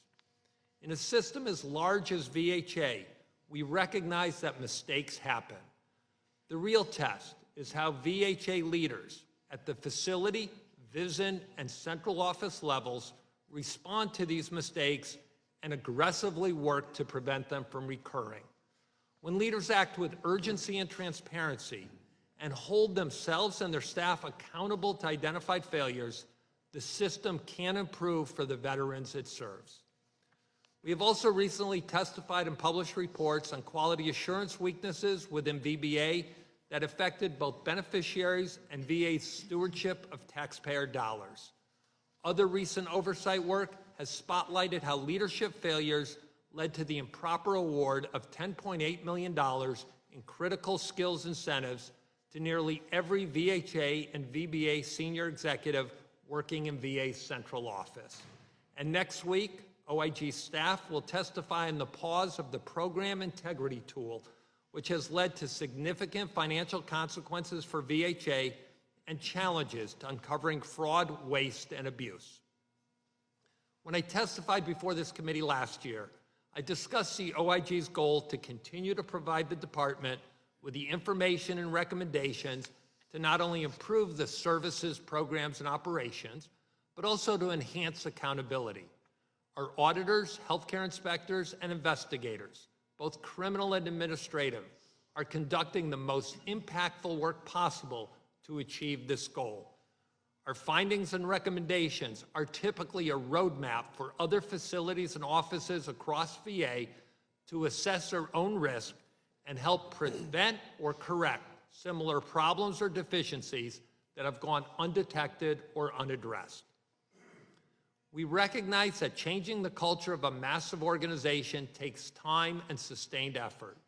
We have certainly seen engaged VA leaders who are trying to enact change and who are responsive to our findings and recommendations. We have also found that the vast majority of frontline staff are dedicated to providing high-quality care and benefits. However, more can be done to ensure that every individual at VA understands their role and responsibility in meeting VA's mission. Such understanding empowers leaders and all staff to take ownership of and responsibility for their decisions and actions. This will help achieve a culture of accountability. Chairman Bost, Ranking Member Takano, and members of the committee, I'm happy to answer any questions you may have. Thank you, Mr. Bissell. Undersecretary, Elna Hall, you are now recognized for 5 minutes. Thank you, Mr. Chairman, Mr. Ranking Member, members of the committee, for the opportunity to testify before you today. I'm proud to represent the more than 400,000 dedicated employees in VA's healthcare system. Together, we continue to make historic gains on behalf of veterans. VA is primarily and most importantly accountable for achieving the best health outcomes possible for veterans while being maximally transparent with our stakeholders. I'll start with our accountability to the veteran. Since the historic expansion of benefits under the PACT Act, our commitment has been to enroll as many veterans as we possibly can into VA healthcare because we know that the VA is the best and most affordable healthcare option for veterans and for many other reasons, but most importantly, a veteran enrolled in VA healthcare reduces their risk for suicide. That's why beginning March 5th, we made new groups of veterans eligible for VA healthcare years earlier than required by the law, including every veteran deployed to a post 9/11 mission, regardless of their conditions or service connection. And any toxic exposed veteran, exposed abroad or at home, also qualifies for direct enrollment. We've also held thousands of outreach events over the 2 years since the PACT Act to meet veterans where they are. At our second Vet Fest events this year in Fayetteville, North Carolina, we met Vietnam veteran Danny Cox. Danny came to learn more about toxic exposure screenings and healthcare eligibility.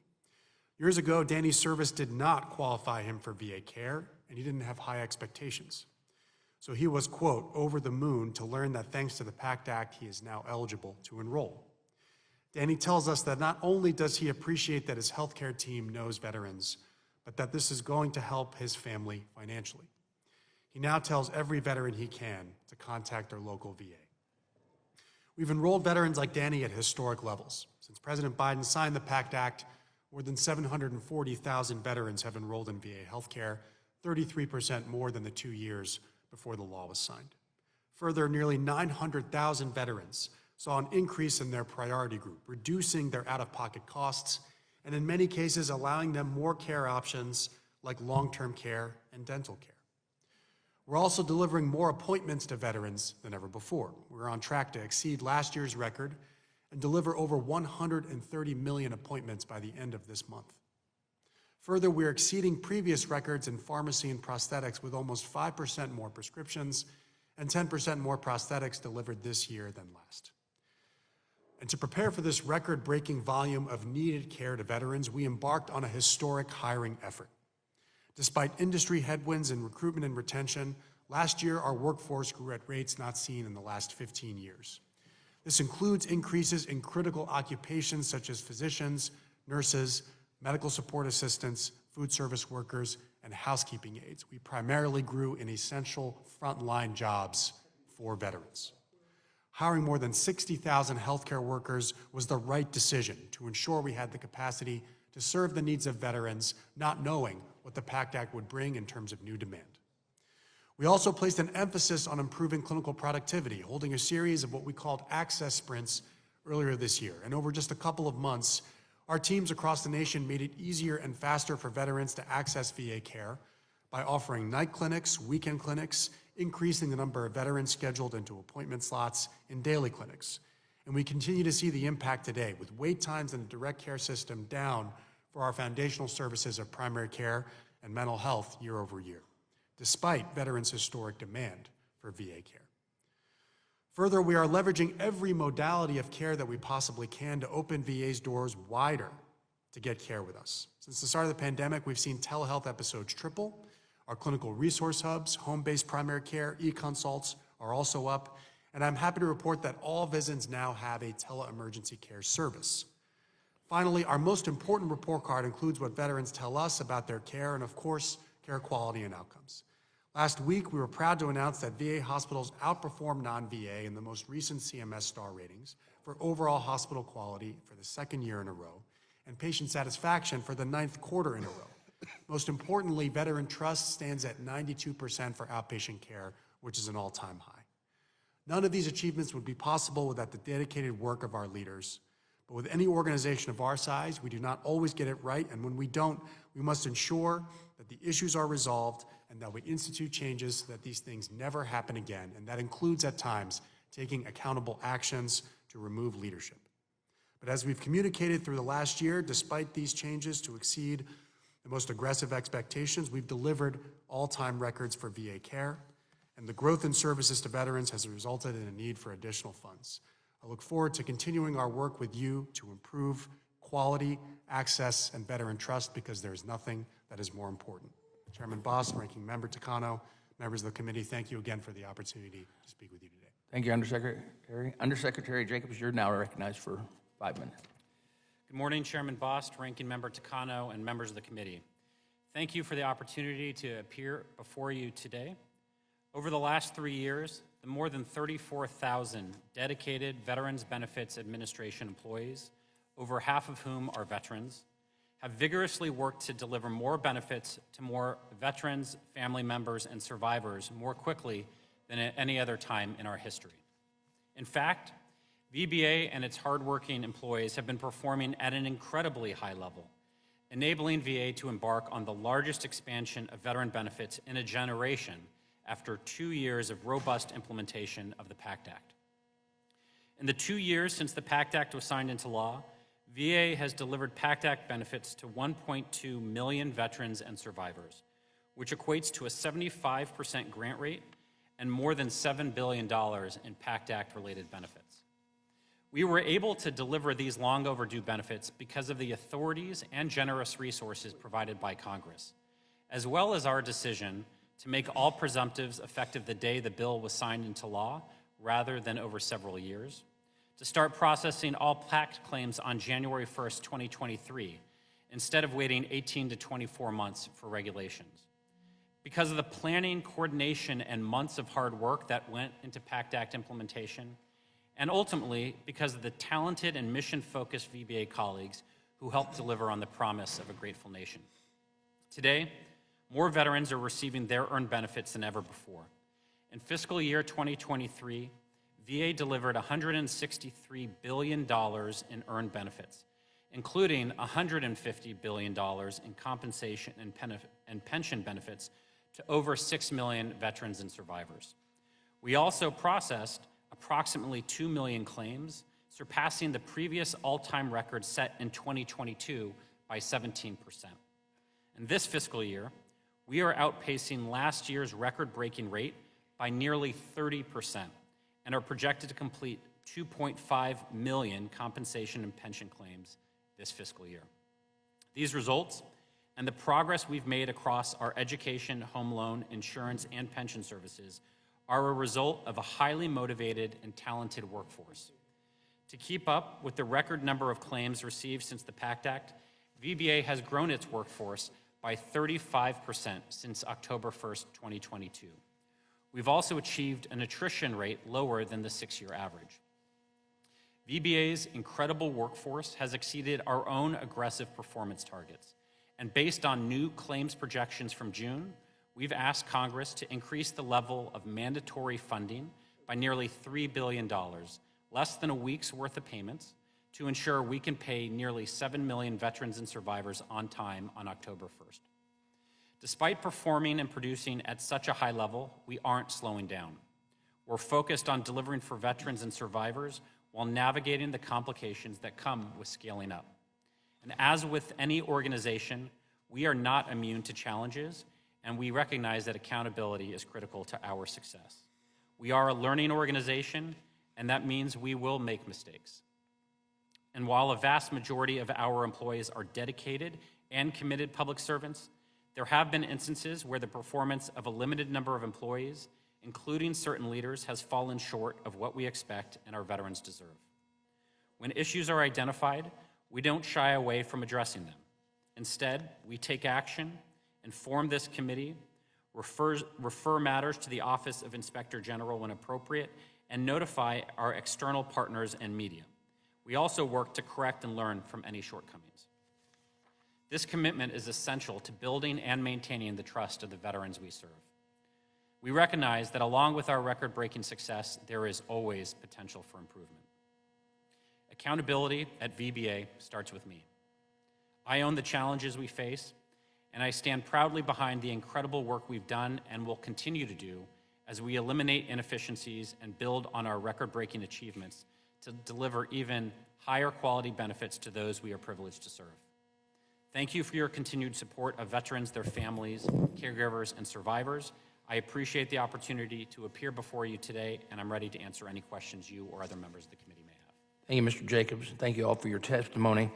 We are going to go to questions now, and I will yield myself 5 minutes, which may go over just a little bit, just so you know. Mr. Jacobs, you told us, VBA has $1.4 billion in extra resources to pay benefits, but if you are short by even $1 at the end of the month, every veteran's benefits will be delayed. How much more money do you exactly need, and do you need to get through the end of the month? Congressman, or Mr. Chairman, thank you for the question. So what you're referring to is the money that as we track our actual spend on a month-by-month basis, we've identified that we don't believe that projections may require us to use all of the funding. But the way that the pay file is structured, if we are even $1 short, we can't pay any veteran because the pay file is constituted by 95% of the veterans and survivors that we serve. So we believe it is prudent to maintain our original request to ensure that there is no risk whatsoever in our ability to pay without delay the veterans and the survivors who rely on those earned benefits. Okay, so the other part of my question. Yeah. How much money do you actually need? Mr. Chairman, we maintain that we still need the approximately $3 billion for the monthly benefits to be paid on time on October 1st. All right. You also told us on September 20th that September 20th is the deadline to receive the $3 billion supplemental appropriation from Congress. What happens on the 20th if additional funding is not provided? And don't confuse my question that we're not going to provide it. I just want to know from you. I understand, and I appreciate your assistance, sir. Every month, on about 10 days before the end of the month, we transmit our pay files to the Department of the Treasury. There are multiple steps that have to occur between us submitting the pay file, the Treasury Department processing it, and those payments being made either through direct deposit through EFTs to financial institutions or to the approximately 2% of veterans and survivors who receive paper checks to print and send those checks. So every day past the 20th increases the risk that we are not able to pay on time. We do have some room built in because occasionally there are challenges with those pay files that we have to fix and then correct before we transmit it. It's very hard to go back and recoup those monies after we've submitted it. I will also add, we have the ability to accelerate the timeline for direct deposit. It does come with additional risk. The real challenge and the real length in process is those veterans and survivors with checks, because that process is time consuming, and particularly for veterans and survivors in rural areas, there may be delay of up to 2 weeks. Okay, now this is for both the undersecretaries, and this is vitally important. Why did you wait until after both appropriation committees had finished their bills to fund VA to tell Congress about the shortfall? Congressman, I'll start with VBA. As you know, and we've been communicating, we're delivering more benefits than at any other time in our history. Right. We've been closely monitoring the trends. What happened is during June, during statutorily mandated mid-session review, where we go over our financial trends and the actuals versus those projections, we updated our claims projections. And so we added new assumptions to include updating the number of claims we anticipated being able to complete this year from 2.2 million to 2.5. And it's at that point that we identified the risk that we may need additional mandatory funding. We then worked with the Office of Management and Budget to verify that our assessments were in fact reasonable. And once we did that, we immediately came to notify you of the potential need of those dollars. So we did it as quickly as we had faith in our updated projections. Dr. Andrell. Thank you for the question, Mr. Chairman. So in our experience, we started the fiscal year thinking that we could get through the fiscal year and meet all of veterans' care needs, was essentially a level number of employees after such a historic hiring year in FY23. And we made every attempt to do that by conducting the access sprints. That's the effort where we scheduled more patients into daily clinics. We offered night clinics, weekend clinics, more convenient options for veterans, and we actually succeeded at delivering many more appointments and reducing wait times.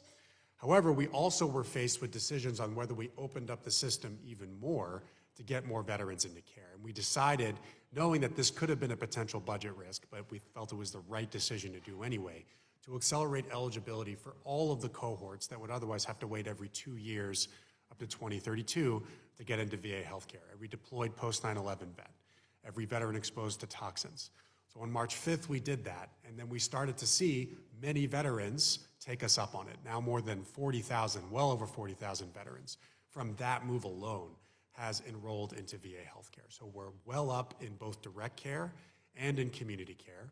And if you recall, when the Secretary testified before this committee and the other 3 committees overseeing the VA, he did say that we were operating under a tighter fiscal picture, and if we felt that we needed more funds to sustain this momentum for veterans and maintain the outcomes, we would come back. So as soon as we came to that determination, we briefed your committee in July, and we hope to be able to get this in the CR as an anomaly in the CR. Okay. Staying with you, Doctor, because we've asked you and you haven't answered the committee's questions about the healthcare shortfall. You even postponed the key briefing that we were supposed to have last Friday. When I asked your CFO, Ms. Duke, about the shortfall in late July, she said, we are still diving into those costs to see what's driving them. Are you able to explain the reasons exactly for the shortfall? I know you gave a little bit of it then, but and what the exact amount is that we need now? Absolutely, Mr. Chairman. So we need to be able to deliver even more care on both the direct care side and in the community care side. We are up about 16.1% on the community care side just over last year. And in multiple categories of care within direct care, 15% up on mental health appointments, 16% up on telehealth, up in essentially every category of care that we are offering in the ambulatory setting. We came to the conclusion that in order to sustain that momentum and keep wait times level or down, and by the way, maintaining our historically high quality and veteran trust outcomes, that we ultimately needed this funding. The other piece of our request is a really unanticipated medical inflation phenomenon in both prosthetics and in medication. In fact, out of the $12 billion, about $3.8 billion of that is just due to the increased costs and volume of delivery of prescription drugs and prosthetics of all types. So that's essentially what goes into the $12 billion that we need. All right, when we're talking about that $12 billion, the concern that I have, do you believe you've accurately explained to us, that the Toxic Exposure Fund, what all it should be paying for? Because we had a problem with what it was paying for, and the Secretary himself actually answered a question last year when we talked about a particular funding of a building, and when we asked why he was using that, he says, because we can. Do you know what it is and why it is that, as you come forward with the $12 billion, and I want to clarify this, and I want it on the record. We're not saying we're not providing it, but our job is oversight. And we want you to implement the PACT Act. But I also have concern, well, I'll let you answer that, and then there's another question I have, and then I will turn it over. Yeah. Mr. Chairman, I fully respect your constitutional responsibility for oversight, and we're always happy to work with you on how we're using the Toxic Exposure Fund to ensure that it meets congressional intent and be as transparent as possible. So if we haven't been, I apologize for that. We'll definitely keep that cadence with you. We are very confident, Mr. Chairman, that we can use all of the $12 billion that we requested in the Toxic Exposure Fund for direct care to veterans exposed to toxic substances. We've been screening now well over 5.5 million veterans for those exposures, and well over 40% of veterans tell us that they were exposed to a toxin. We have a very specific methodology that ensures we map as accurately as possible to veterans getting care for toxic substances. It is a methodology that we've been transparent and worked with you on, but we know that since this money is going directly into care, including the costs of care, prosthetics, and medications, that we'll be able to use all of it for veterans exposed to toxic substances. And just real quick, because I need an answer to this question because of some comments that have been made. First off, I don't think there is a Republican one on this dais that wants to privatize the VA. Let me say that again. There is not a Republican one that wants to privatize the VA, okay? But we want to make sure that it is handled correctly, and that we want to be sure that people understand that the VA was not created for the bureaucracy of the VA. The VA was created for our veterans to receive the care that they deserve. If that bureaucracy climbs to a point, it's our responsibility to make sure that the veterans are getting the care regardless of where they get it. Now, I do not believe we're turning down VA in any way, shape, or form, but we are making sure with the community care that they're getting the health care that they need when they need it, not to attack the VA in any way, shape, or form, or change it except for the fact for the betterment of the veterans. With that, I will recognize Representative Ramirez for her 5 minutes plus. Can I get 30 seconds more too? I'm kidding. I'm kidding. Thank you, Chairman, and certainly Ranking Member Takano for holding today's hearing. I also want to thank the 4 of you witnesses for joining us today. It is certainly an important hearing. And as a member of this committee, I am clear that strengthening our democratic processes and working collaboratively with federal agencies like the Department of Veteran Affairs is critical to ensuring our veterans get the care and the constituents we serve can trust our oversight of agencies and trust the services that we're providing them. Now, there is a difference between oversight, which is the act of working with federal agencies to address challenges and issues that they're facing, and using oversight as a guise to push a partisan political agenda. Today's hearing is another partisan attempt to erode trust in agencies and our power to conduct oversight as a committee. Despite of this, I am ready to address the real issues, and I'm ready to work with the Department of Veteran Affairs to identify the root causes of the problems they're experiencing and to discuss solutions with you so we can move forward and work together for our veterans. With that, I want to turn over to my questions. This year, the VA reached a settlement with AFGE to provide relief to certain employees that were adversely affected by the VA's unlawful implementation of the discipline authority under the 2017 VA Accountability Act.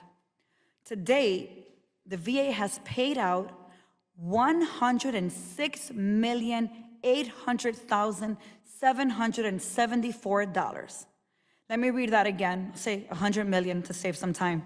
Over $100 million have been paid out because of violations of employees' rights to due process arising from the unconstitutionality of that Trump law.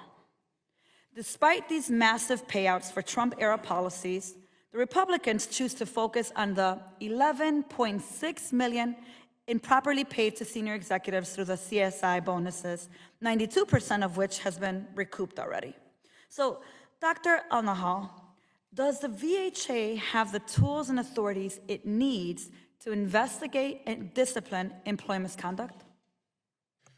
We believe we do, Congresswoman, and I think you're familiar with the history of the use of the 714 authority and how the courts have rendered it effectively not usable for the purpose that it was intended, or at least no different from the Title V authority tools that we have right now.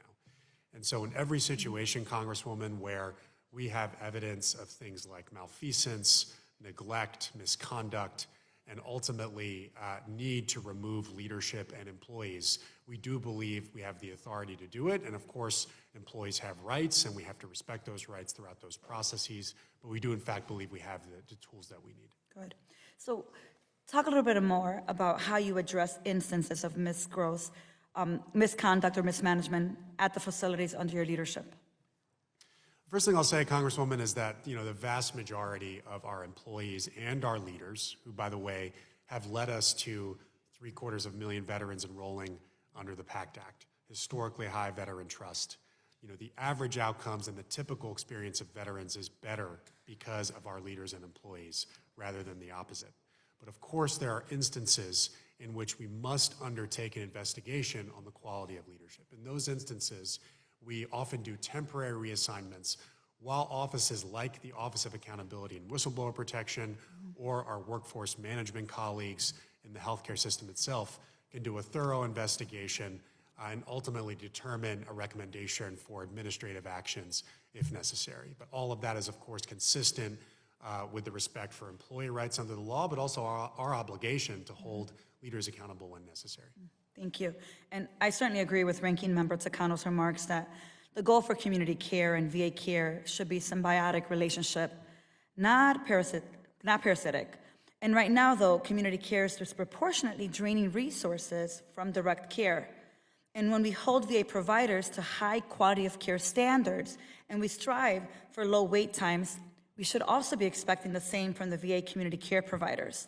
When we demand the best technology and infrastructure in our VA facilities, I believe we should also be ensuring that VA patients get that also when they seek care in the community. So my last question for you is, do you feel like you have the adequate authority and tools to perform oversight over community care providers?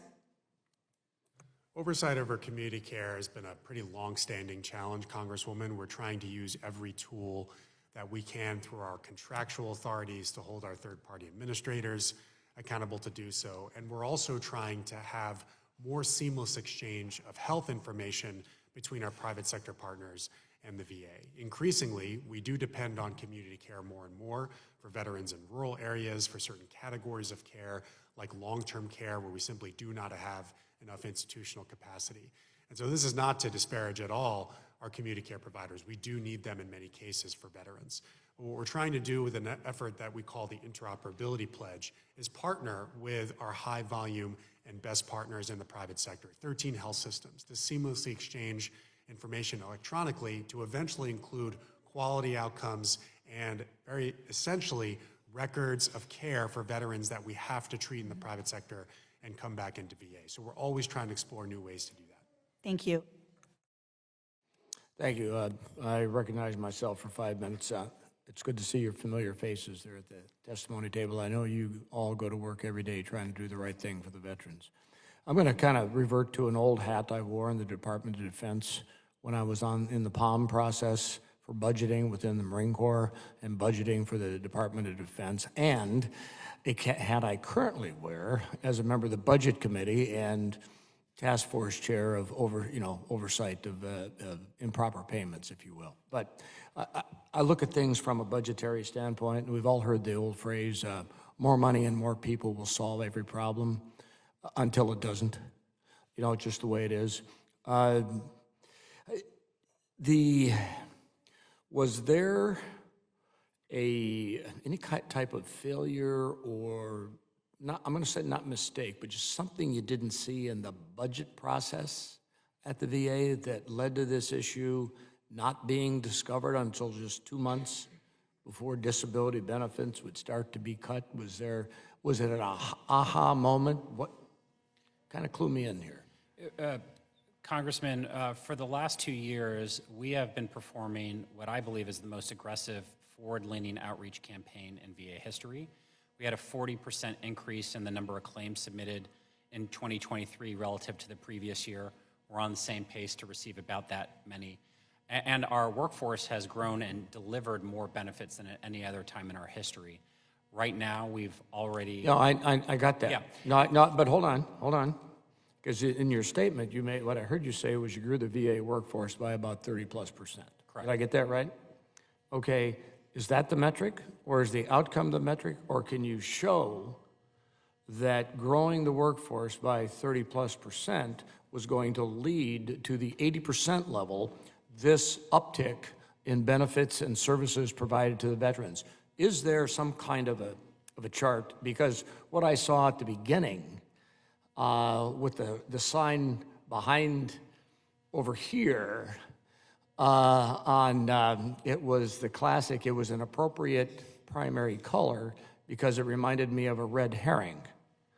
This committee, as the chairman has said, we're charged with oversight. We want to be that partner that helps you deal with whatever, the 80% norm and then the 20% unexpected. Yeah. So we have a pretty robust model to project the production, both inventory and backlog. And it's comprised, as you would guess, people, process, and technology elements. Within the people element, what changes the faster, people, process, or technology? People. At the higher rate, faster rate of change? People. Right now it's people. It's about 80 to 85% of our production capacity are existing employees, new employees, and a reliance for many years on mandatory. Is it retention?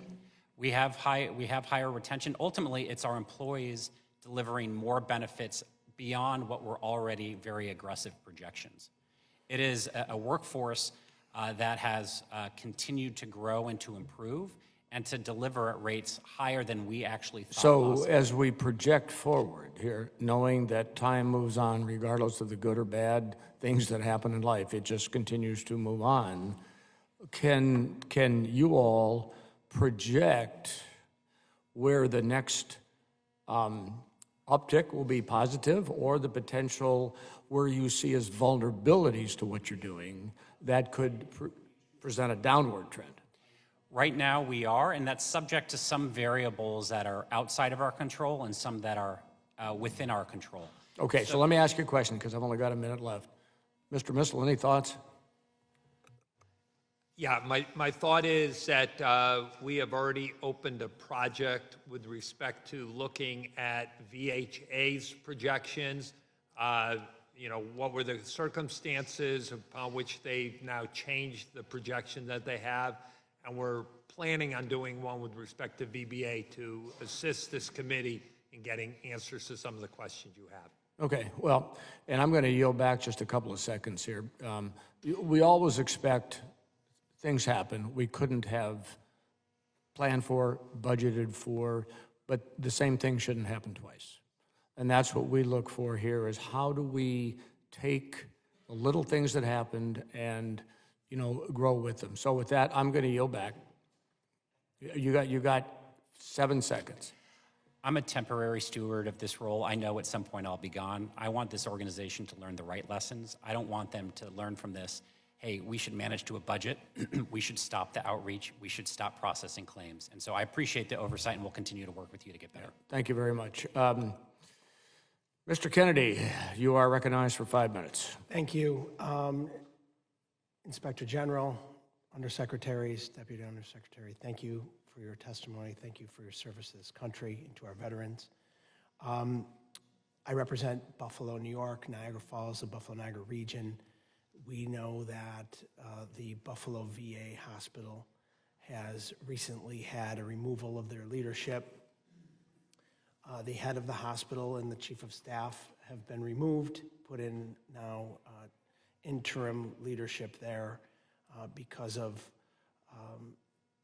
really outrageous actions that are alleged and a lack of care for some veterans.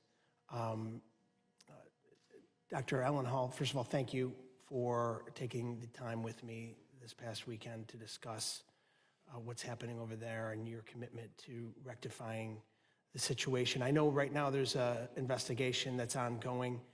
Inspector General Missel, can you just give a timeline on when you expect that to be completed?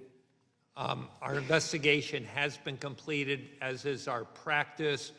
We provided VHA with a draft of the report, which includes the recommendations, and we're waiting to hear back from VHA on their responses to the recommendations. And so the completion of the investigation and the follow-up will be, what do you expect on that? As soon as we get it back from VHA, which should be relatively soon, then we'll be able to turn it around and publish the report and then provide whatever briefings to you and your staff. Thank you. Dr. Ellen Hall, just again, thanks for your leadership. You know, we toured the VA hospital with members of this committee, staff members. You're committed to coming to Buffalo to visit the VA and see firsthand. There's a real crisis of confidence in the hospital system right now based upon the removal of the leadership and the stories that we've heard, a lack of staffing appropriately, what's been deemed as a hiring freeze. From what we've found out is it's a real hiring delay of 9 months, effectively a hiring freeze. We discussed the finances that should be included in the CR in order to not only rectify Buffalo, because I think Buffalo is a real demonstration of what's happening across the nation. Can you talk about what that funding in the CR, what the level you would need to fund our VA hospital staffing levels appropriately, as well as other VAs across the nation for our veterans to receive the care they deserve? Thank you, Congressman. Happy to do that. And I just wanted to let you know that my personal attention is on making sure that things improve and improve fast at the Buffalo VA. It's what the veterans in your district and around the Buffalo area deserve. I'll first say that the part of the supplemental will support our ability to increase our overall staffing level by about 5,000 employees over and above where we were in mid-June. Now, we've attrited a little bit since then, so that number may change by the end of the fiscal year. But the point is, we would be able to grow responsibly and within the budget to be able to meet growing veteran care needs. And that's exactly what we're seeing in Buffalo and in medical centers across the country. So the inclusion as an anomaly in CR is an extremely important tool for us to be able to do that and maintain within the budget. The number that's been discussed is $12 billion. Is that accurate from your estimation? Yes, Congressman, that's the request in the supplemental. Thank you. So the fact that that's not included in this continuing resolution is a real problem, not just for Buffalo staffing, but for staffing across the nation. But Buffalo being right in the heart of the district that I represent and having these issues, I think it's outrageous that it's not included. Let's talk about moving forward in infrastructure. The hospital in Buffalo, I know it's not alone, but it was built in the 1940s. It opened up in 1950. It's going on 75 years now. Doesn't have proper HVAC system. The building itself is falling apart in many ways while we're putting Band-Aids on it. Thank God for the staff that is working there, that's taking care of our veterans, but they need resources there. We ultimately need a new hospital, a new VA hospital in Buffalo, and we're not alone. We're talking about putting hundreds of millions of dollars into the current VA hospital. We need a new VA hospital that's technologically advanced, that gives our frontline heroes, the nurses, the healthcare practitioners, the resources they need to take care of our veterans. Can you comment on that, what it'll take to get that done, and do we have your commitment to making that happen? Listen, I agree, Congressman. We've requested in multiple budgets substantially more major and minor construction funding. I look forward to visiting the Buffalo VA with you in the coming weeks to witness myself what the condition of the infrastructure is. But the fact that the average medical center's age of plant is over 60 years, I haven't seen any other health system with infrastructure that old, and so we need to invest in it. I've already contacted our construction and facilities management team, and our team that works on infrastructure will work with you to get it on the priority list to make sure that we address it. It's going to take some time, but my commitment to you is that we'll start that process. Thank you. Gentleman, time's expired. Dr. Murphy, you're recognized. Thank you, Mr. Chairman. Dr. Null, I just kind of want to ask you a few things, going back to community care.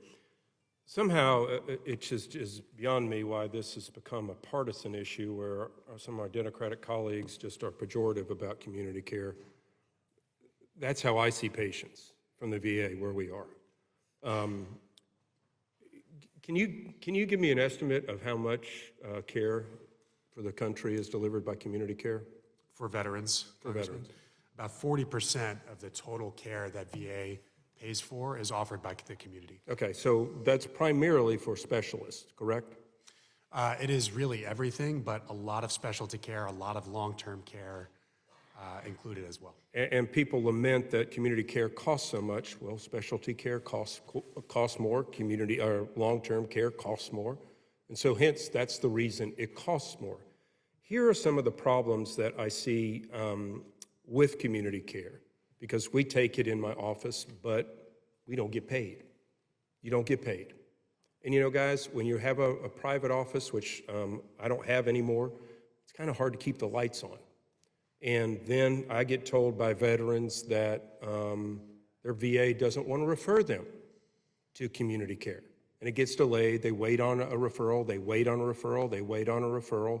And in the end, it's 6 months until they get a follow-up. I had the same thing with a woman who had, her husband had a tibial fracture. Months and months and months and months to get referred. So I don't know what the culture is about referral to community care, but it should be absolutely seamless to get our veterans cared for. Number one. Number two, you talked about access to records. You're still on Cerner, right? Right now, we have 6 medical centers on Cerner, Congressman. The rest is on our homegrown system, Vista. Absolute disaster of a pick. Cerner should be abandoned today. 6 out of 160 sites after 10 years. Is that correct? I believe so, Congressman. Okay, so I'm not going to name the other system, which is much more predominant in the country. So when I log into said system, I can see anybody's record from around the country. And the VA is supposed to send records to me. Zero in 25 years. I have to tell the veteran to go back, physically get their records put on paper and brought to me. You guys need to stop Cerner tomorrow. It is not a system that is meant for the VA, a medical system the size of this. This is a mistake that for 10 years, money has been poured into, and you literally have less than 4% of the whole systems on Cerner now. And its interoperability with other large systems is paltry. This is a huge problem, and why will the VA not recognize they screwed up 10 years ago and fix it today? It will cost an outlay of money, but it will actually deliver care to veterans that need it. What is the holdup with that? Why is the VA not willing to say, we screwed up, we made a mistake, we picked the wrong system, and we move on to a better system? Well, first thing I'll say is I respect your view on this as a physician, congressman, and somebody who's dedicated to the veterans in your district and across the country. We are dedicated to trying to get this right, and I'll be the first to admit that it has not gone. It's been 6 sites in 10 years. The initiative has not gone as it should have been. I fully admit that, and it's been an effort across now 2 administrations to try to get it right. But we are now poised to be able to start deployments again, hopefully within. What, and add another 5 systems next year? There are 160 sites. This is wrong. You guys, you know, there's a time when you pull the string and say, yep, we made a wrong decision. We need to cut the line and do something different. Because what are we saying? It's going to be another 10 years? That's absolutely wrong. And then every system will be out of date, and it will cost hundreds of millions of dollars, if not billions of dollars, to update this. It is an antiquated system. It cannot fit the VA's needs, and you guys need to change it, period. I actually know what I'm talking about on this. This is not political rhetoric. This is actual physician taking care of patients that the information is needed. Well, we'll definitely commit to being transparent with you, Congressman, on what we're doing to try to get this right. And again, I'm not belying at all your experience as a physician and a provider. But my commitment to you is to keep you posted on making this better. Yeah, guys, it's just that it demonstrates the inefficiency and the bureaucracy of the VA in not understanding that this is a wrong path and fixing it. Thank you, Mr. Chairman. I'll yield back. Mr. Chairman, before we move on, I'd like to state a point of clarification. It is no longer the Cerner system. It is, Cerner has been purchased by Oracle. So Oracle is replicating and duplicating the exact same mistakes that Cerner did and are continuing to collect billions of dollars. Thank you. I yield back. Point taken. Ms. Budzinski, you're recognized for 5 minutes. Thank you, Mr. Chairman, and thank you, Ranking Member, and thank you to the panelists for being here today. Dr. Elnahal, in rural America, there are many areas where community care is the only care that is feasible for veterans, and we value the ability of many non-VA providers to fill this critical gap in healthcare access, especially in rural areas like many that I represent. But when veteran patients have to rely on external providers, we should be certain that they are getting the care they deserve and are able to access this care in a timely manner. To me, it seems that the VA has work to do, both inside and outside of the VA, to ensure that both VA and community care providers are working hand in hand, ensuring a seamless experience and a warm handoff for our veterans. So my question for you, what are some of the steps the VA is taking to improve communication and information sharing with community care providers to ensure veterans are getting high-quality care at community care facilities? Well, the first and most important thing we have to do, Congresswoman, is to make sure that every veteran, when veteran elects and ultimately we decide that the community care option is the next best step, that they get that care as soon as possible. So we've been focusing now, since the 2 years I've arrived, on reducing the time to scheduling into the community with effective care coordination to have a seamless pass-off between our clinical care teams and our community care offices, and to reduce the barriers for veterans to be able to get that care. So that time to get scheduled is still too long. We've reduced it on average by many days, and we're going to continue that effort. That's the first point. The second point is to ensure that we get better at selecting the right providers who have a record of working well with us by sharing records back to veterans. One of the most important frustrations I hear from veterans is that they get care in the community, they come back into the VA, and they realize that the VA does not have a record of what happened. That just cannot happen, and it's happening too much. So we're focusing on innovative ways to do that, and that's part of what we're trying to achieve with the interoperability pledge, which is a way for us to electronically do so seamlessly without having to focus on, fax machines, e-fax, the old way of doing business. The third way we're doing this is through innovative pilots like external provider scheduling. So external provider scheduling is a tool that we're now using in many medical centers. We do plan to expand it. And as long as the community provider commits to connecting with us technologically, which sometimes takes significant effort and costs on their side, it reduces the amount of time it takes to get that appointment scheduled from days, sometimes into minutes or hours. And so what we want to do is perfect it. We want to make sure that we have a system that incentivizes community providers to participate. But that's one really promising effort that we're undertaking now. Great, thank you. Thank you for that. And I have a follow-up question specifically, too, around women veterans who often have limited choices to gender-specific care depending on where they live. This is true whether it's VA care or community care. So could you speak to how the VA is going to ensure our women veterans are getting access to unique care, such as MST treatment or reproductive care, and how Congress can be helpful in that effort? So fastest growing demographic by far are women veterans. Many post 9/11 generation veterans are women who are enrolling, and so it is our responsibility to make sure that we have the capacity and the respectful and effective care environments to be able to meet all of their needs, and that includes gender-specific care. So we have two main ways we do this. We, of course, have specialists in women's health, so GYN providers, folks who focus on things like gynecology for veterans who are older, postmenopausal therapy. But also we have a training system for our primary care providers, because we know that many conditions can present differently in women. Some of our providers have been in the VA for a long time, and obviously the gender distribution has changed in favor of more women. And so what we're trying to do through our Office of Women's Health, ensure consistent and effective training across as many of our primary care providers as possible. And then, of course, we also put out a rule that allowed for more expansive reproductive health offerings, including abortion counseling and abortion services, where the veteran's life or health is at risk. And so, a lot of things we've done in the last couple of years, we have more to do. That's great, thanks. I'm going to try to fit in one more question. On this committee, we often urge VA to meet a standard that we know they are able to attain, but are often not resourced adequately enough to do so. We've heard from numerous offices within VA about their budget being cut in order to fund rising community care costs. Though these two avenues of care should not be in conflict, VA care seems to be at the expense of expanding community care access.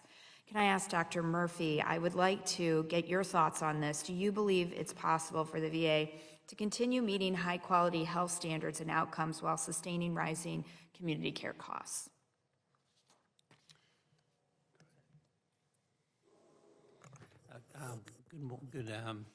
Yes, I'm actually not a physician. I am an accountant. So I do work very closely with the administrations on their accounts, budget to plan. They have the ability, we call it transfer authority, to move money between accounts. As one secretary used to call it, you have the money in the wrong pocket. Sometimes you need to move it around. So I do not see any conflicts between the programs. I can pass it to Dr. Eldenhall, but I think that we can sufficiently fund the programs, and that I think it's healthy when we transfer funds from one program to another, where their execution variables, one executes hotter than another, we have the funds in one account, not another, and we kind of level set to make sure we can optimize the care and benefits we provide veterans. So no, I have not witnessed anything in that area. Thank you. I think we're out of time, but thank you very much. Thank you, Mr. Chairman. Thank you. Thank you, Representative. I will now recognize myself for 5 minutes of questioning. We've traded seats around here. I want to thank Ranking Member Takano and Chairman Bost for holding this hearing. And I appreciate seeing you all here again and voluntarily coming in to answer these questions so we don't have to use our subpoena authority. The program integrity tool is what I want to talk about, because that's where we're having some problems with loss of revenue, and loss of revenue is what we're going to be discussing, of course, again next week as well, as we try to fulfill this supplemental that you need. I'm troubled by the fact that the program integrity tool has been offline since February 21st of 2023 due to data integrity and accuracy issues. I'm going to start with Inspector General Missel. Mr. Missel, you estimated that the VA did not collect $665 million in insurance payments and co-pays during the 12-month while Program Integrity Tool was offline. But the Program Integrity Tool has been offline for more than 18 months. Can you estimate the total value of those uncollected fees? Yes, sir. We project it's about $55 million a month. So the 5 months that were after our work ended would total about $277.5 million and continuing. Mr. Missel, that's just the missed medical collections. The program integrity tool is also supposed to prevent inaccurate, duplicate, and fraudulent community care claims from being paid in the first place. Over $28 billion of claims were paid in the year that you examined. Can you estimate how much money was wrongly paid out while the PIT has been offline? We don't have an estimate for that. I think VHA would be in a better position to have any estimate of claims that went into the pit. Okay. Dr. Elnahal, good to see you again. And I do appreciate all the work that you have done, and I do have to commend you guys for actually, when you identify these problems, as we've seen even at Fort Harrison in Montana, going in and taking action. In one briefing the committee did receive on the VHA shortfall, your CFO, Laura Duke, said that $700 million in medical collections were missed this year because of the Change Healthcare ransomware attack. But she never mentioned the program integrity tool problems. What is the impact of the PIT problems on your budget? Quite significant, Congressman. It's in the hundreds of millions. We will get to you and to this committee sort of the exact contribution of our collection shortfall between the Change Healthcare issue and the program integrity tool. The IG's report, Mr. Missel's team, was very helpful and informative on the program integrity tool. Cannot get that fully online soon enough. We've restarted the program integrity tool. We're at a clip that's faster and hope to get it fully online and in use for collection soon. And then most importantly, to get it also online for the fraud, waste, and abuse monitoring activities that it's critical for. But the one silver lining is that when it comes to collections, we don't actually have a time limit that's going to exceed when this care was provided, meaning we will fall within our authority to collect once everything comes back online. And we are in the process of doing so right now. So once we bring all those collections back in, we will notify the committee, and it's a huge priority for us to do so. Very good. Dr. Ellenhall, the explanation about the Change Healthcare ransomware attack, though, does not make sense. If $700 million of medical collections should have been captured in the fiscal year 2024 and now will be collected in 2025, how does that contribute to a shortfall in 2025 when it was 2024 revenues or receipts? Well, I would characterize this, Congressman, not as a budgetary issue, but more of a cash flow issue. Ultimately, the cash in the bank account is lower than we had hoped and expected because of the collection issues between the PIT and the Change Healthcare incident. Now, we're fully back online when it comes to Change Healthcare, thankfully. That was this conduit that essentially, a huge chunk of medical claims payments across the country was going through. The PIT is coming back online for collections, but ultimately it's essential for us to make sure it comes back online and we don't see a decrement again. It's a cash in the bank account issue that is contributing to our need, for example, to eat into the carryover into FY25 this fiscal year. Okay, and before I surrender my time up, I would like to thank, he's not here, but Dr. Murphy for bringing up once again, the shortcomings of the EHR, the money that has been bleeding out from the VA into that system, and the recognition by everyone sitting here that a change has to be made. And so I do appreciate all the conversations that we've had with the VA about establishing some matrix that Oracle has to abide by in order to keep this moving forward. And I think that we all can agree that that is the best path. Meet the matrix. We have some standards set, and then you continue your compensation. I will now yield back, and I think that Representative Landsman will recognize you for 5 minutes of questioning. Thank you, Mr. Chair, and the ranking member and all of you. I appreciate you for being here and all your work on behalf of veterans. Dr. Ellenhall, in the case of Hampton, part of the big issue, and this is across the healthcare sector in general, is insufficient staffing and the role that it's played in exacerbating existing issues at VA facilities. So the facility in my district in Cincinnati has faced similar staffing challenges. I've heard directly from a whole host of folks, including the VA nurses, about how these shortages affect their ability to care for veterans. How can the national contract regarding staffing support, how can the national contract regarding staffing assist Hampton in cases like the anesthesiology department and the lab? It can assist, Congressman, and in fact, the Medical Center and Vision 6 are engaging on the Integrated Clinical Staffing Program contract, which we put in place very specifically for this reason.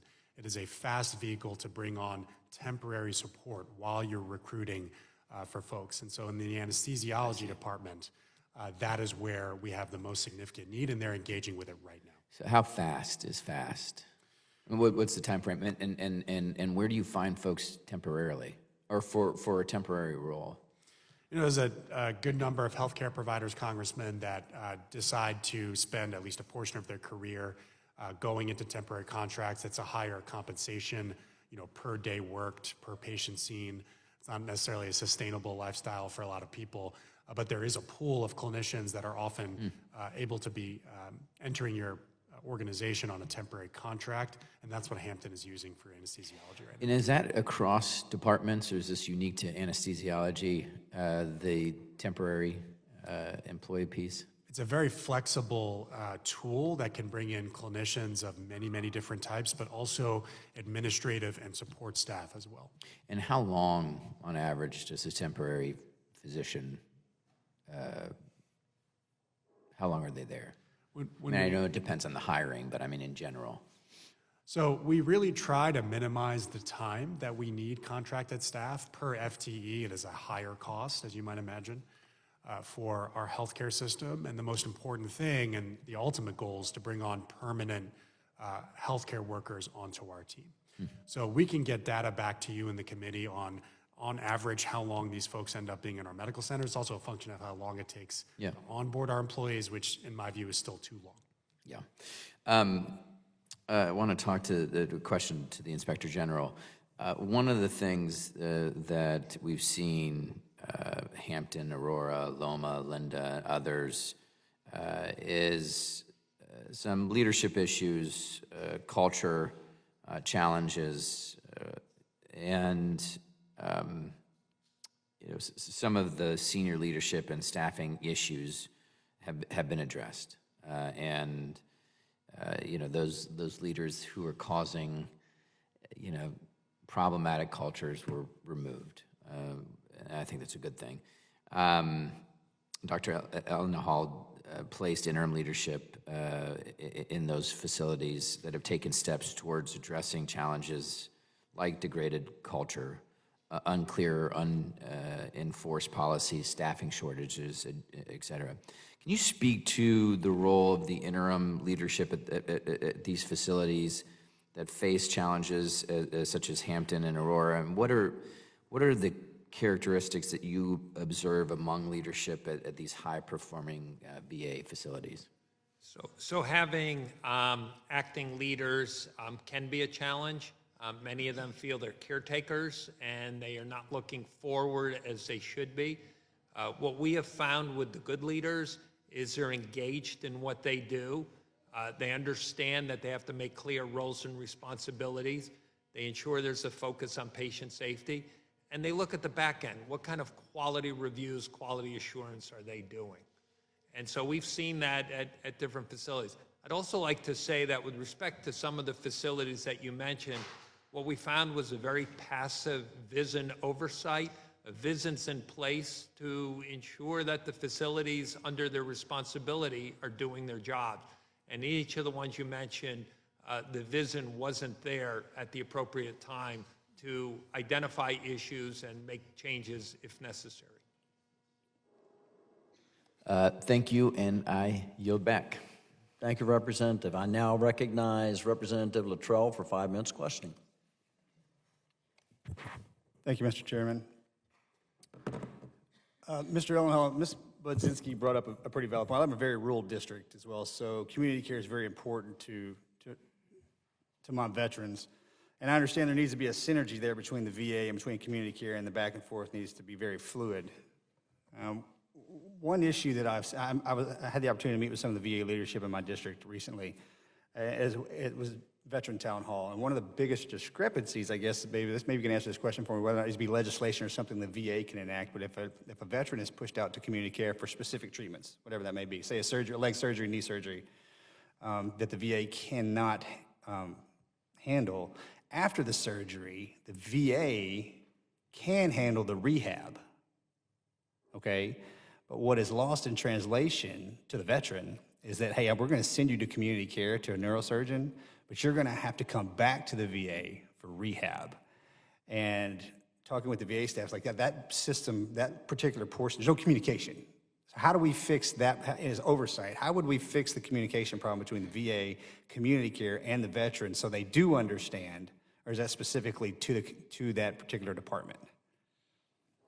Well, the most important thing we have to do, Congressman, is ensure that we're communicating as clearly and effectively as we can to the veteran, setting expectations to understand exactly what they should expect. Should that come from the VA or the community care, or both? It should come from our referring providers into the community in the VA. We should be the ones holding the hand of the vet through each step of the process. And educating on them, saying, hey, look, you're going to have knee surgery here in the community, but you're coming back to the VA for rehab. And that needs to be very clear, and it's not currently.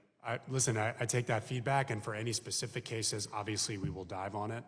But that's good feedback for me to have. It is our responsibility to coordinate the care. It's not on the community. And to piggyback on that particular issue, we talked about this earlier, the transference of the medical record is not coming back in time, if you will. Because, and the way I understand this, and correct me if I'm wrong, but the way I understand it, community care has no window to push back the person's medical record back to the VA. Because I have veterans say, hey, look, I'm back at the VA. They don't have my record. They don't have any idea I had the surgery. And when the VA reaches out to the community care provider, they're like, hey, we'll get it to you. But there's no legislative time frame, like 30 days. Are you familiar with that? I am, Congressman. It used to be a requirement for payment for community providers to get records back to the VA. And a number of years ago, that requirement was taken away so that we could essentially pay community care providers. Okay, is that something that this committee needs to re-engage and re-legislate, or is that something the VA can do? I believe we have the latitude, Congressman, to set this through either policy or regulation, but I don't want to misspeak on that. We'll get back to you. And obviously, if there were legislation on this, we would respect it and implement it. I'd like to, let's sooner than later have those answers so we can move on it if it's necessary for us, or if the VA can handle it, Mr. McDonough, I'll speak to him directly and say, hey, I think this is I'll let you guys do it. Thank you. Mr. Jacobs, with the ask for the supplemental, the 2.8 billion, or the 2 billion, I think I heard you correctly. We had moved appropriations, and then you had the annual VA meeting where the projection increased. Is that correct? We updated our projection in about June, and then we had to work to verify and validate that the assumptions going into that updated projection were valid. Okay, as extremely challenging as this may be to follow where Congress is when we're doing our job, or not, is there any way we can have those assumptions beforehand? I share your frustration, and if there was any way, I would have shared those earlier. What I will commit to you, though, is we are working to figure out what changes we need to make on the front end. I will say our original assumptions underestimated our workforce because they over-delivered. They have been over-delivering, and we anticipate. Which is great. It's a great thing Good for on veterans. But if we're looking at the books, which we have to do, if the assumptions and the workforce can work in parallel, that makes it extremely easier for us to keep tabs with you and make sure that you have everything that you need. Yes, sir. With the IG investigation, I got to tell you, I'm not going to say it's always I don't have enough time for that question, Mr. Chairman. I yield back. I apologize. Mr. Missel, you're fortunate, sir. I was going to leverage your statements, but I would like to catch both the undersecretaries after class for some talking points. Will do. Thank you. Thank you very much, Representative. I now recognize the ranking member, Representative Takano. Thank you. Thank you, Mr. Chairman. Well, I'd like to say to the panel, we all know that accountability should be looking at the root problems, which, by the way, involves much more than just finding out who knew what when.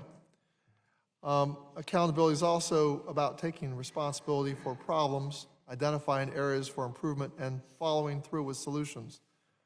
We measure success based on how an individual or organization course corrects and safeguards against that problem recurring in the future. This Congress, I have visited VA facilities across the country, including in eastern Colorado, Loma Linda, Hampton, and Buffalo. I didn't visit Hampton and Buffalo, but my staff did. We've met with the leadership and staff to hear directly how these facilities are responding to the various challenges they face. And it became clear during our visits that there are culture changes happening at these facilities, and they are staffed with dedicated individuals who truly live by the VA mission and deeply care for veterans. Leaders are learning from their prior shortfalls and pivoting to ensure that they foster a positive environment to both give and receive care. Now, Dr. Aldenhall, you are leader of the largest integrated health system in the country. You oversee operations of 172 hospitals and about 1,100 outpatient clinics and more than 371,000 employees who care for over 7 million veterans each year. How do you identify and approach the many challenges that VA faces? One of the most important things we have to do, Mr. Ranking Member, is set clear expectations for all of our leaders on matters like oversight, matters like who's responsible for what in the leadership team and the chain of command. And so we released a policy in part in response to the many findings that Mr. Missel and his team in the OIG have found on lapses in oversight that have allowed problems to linger longer than one should expect or hope.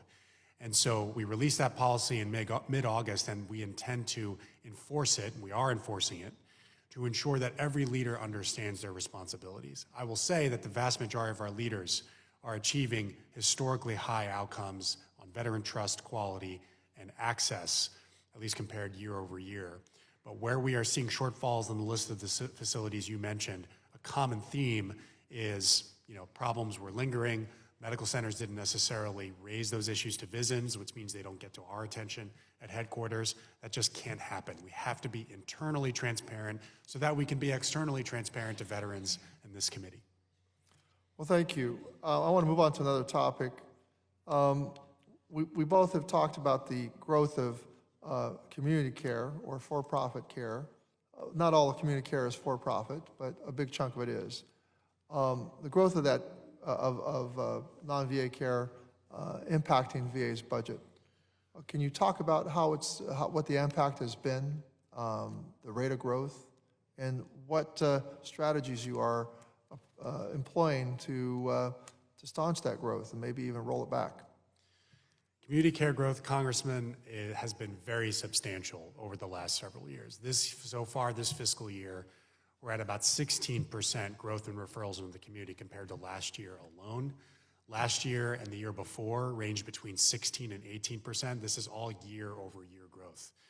So one of the things we've done is ensure our entire operation is empowering every single veteran who comes into care with all of their options, including if they qualify for community care, to say, yes, you qualify for community care, here are your set of options. You can also receive a telehealth appointment on this date, an in-person appointment on a different date.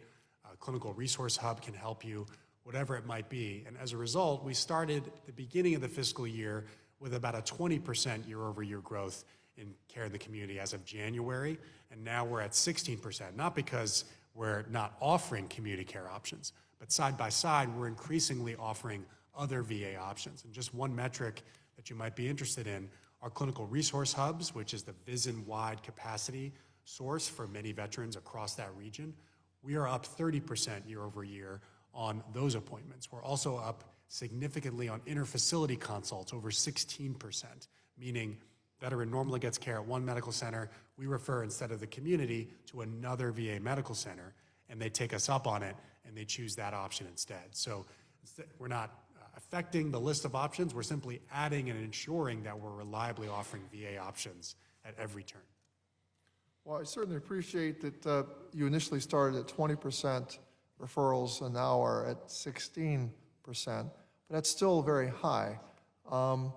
Does VHA have any plans to update its cost projection models moving forward so it can better forecast its budgetary needs? We are definitely looking into that, Mr. Ranking Member. We noticed since the Mission Act was passed that the main way that we project our costs into the future, which is a tool called the Enrollee Healthcare Projection Model, there is beginning to be some deviation between what our actual costs end up being and what that model predicts. And it all kind of seems to, at this point, map to exactly when the Mission Act was passed, which, as you know, vastly opened the doors of eligibility into community care. So we're doing a lot of work now on understanding how we can project more accurately, especially with the experience of this year.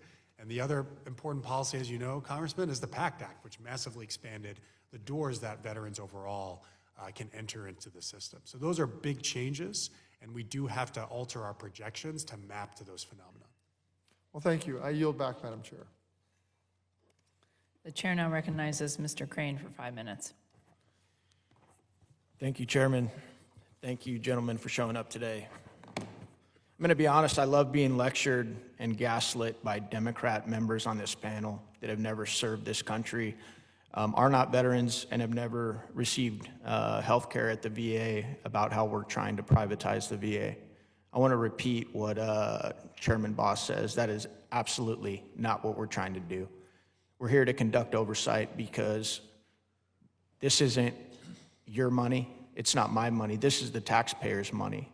And they sent us here to try to be better stewards of it, something that we all know that we're not good at in this town.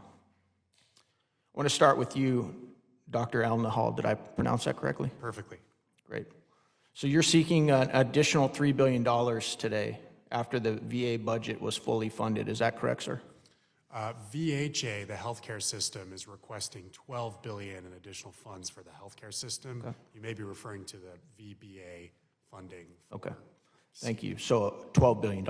Yes, for VHA.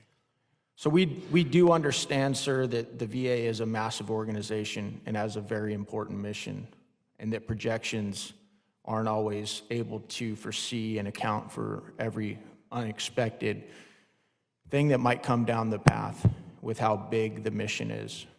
But it does make it harder to swallow when we read reports from the IG about how millions of dollars that were supposed to be used for veterans go to bonuses for senior executives at the VA. Do you understand how that might create an optical issue? Of course, Congressman. Mr. Missel, you're the Inspector General, is that correct? That's correct.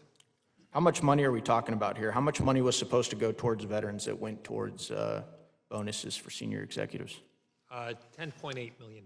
$10.8 million? Yes. It's not a small sum, is it, sir? No, sir. Did you interview Dr. Elnahal on this matter, sir? Yes, we did. What did you find? What we found is that Dr. Elnahal didn't follow the process that was or VHA didn't follow the process that was in place, which was really not to group employees very broadly. What they did is they gave the incentive to all seniors, executives, instead of looking at what their criteria was. Are these people that fall under a different category? And then the controls broke down that were in place that where people raised questions, but it never stopped. Mr. Jacobs, did you sign off on that decision? I did approve that decision, yes. Why is that? Congressman, as we were working to implement the PACT Act, one of the critical concerns we had was about, recruiting and retaining the workforce and the leadership that we need to meet the growing demand of veterans as a result of the PACT Act. And I was concerned about our ability to retain the leadership that was critical to our ability to launch the PACT Act within months rather than years, and to implement the policies that were needed to do so. And ultimately, what we realized is that we erred in the way that we implemented it. And so there were missed opportunities as an organization where voices raised concern, there were concerns raised that didn't get to us, expressing disagreement. And there were also personal shortcomings on my Real quick, Mr. Jacobs, what has been done to rectify this issue? Congressman, we have recouped 93% of the senior executive CSI payments for central office leaders. We notified... Were you ordered to do that, Dr. Elnahal?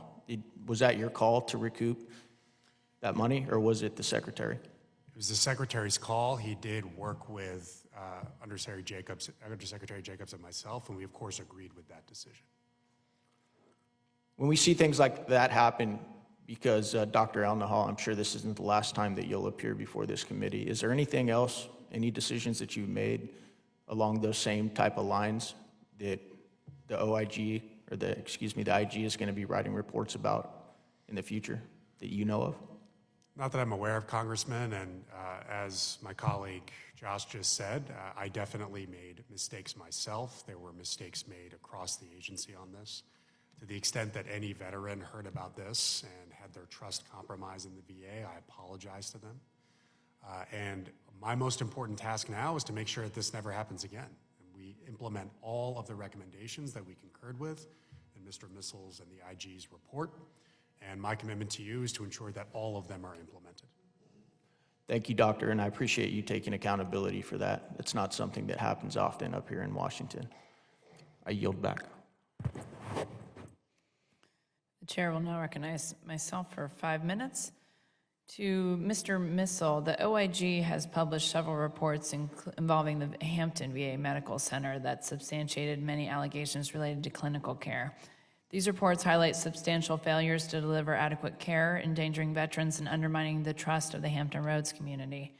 There was a 2022 report, multiple failures in test results, follow-up for patient diagnosed with prostate cancer, a 2023 report, delay in diagnosis and treatment for a patient with a new lung mass, and a 2024 report, mismanaged surgical privileging actions and deficient surgical service quality management processes. What has the OIG identified as being the root cause of these substantiated allegations?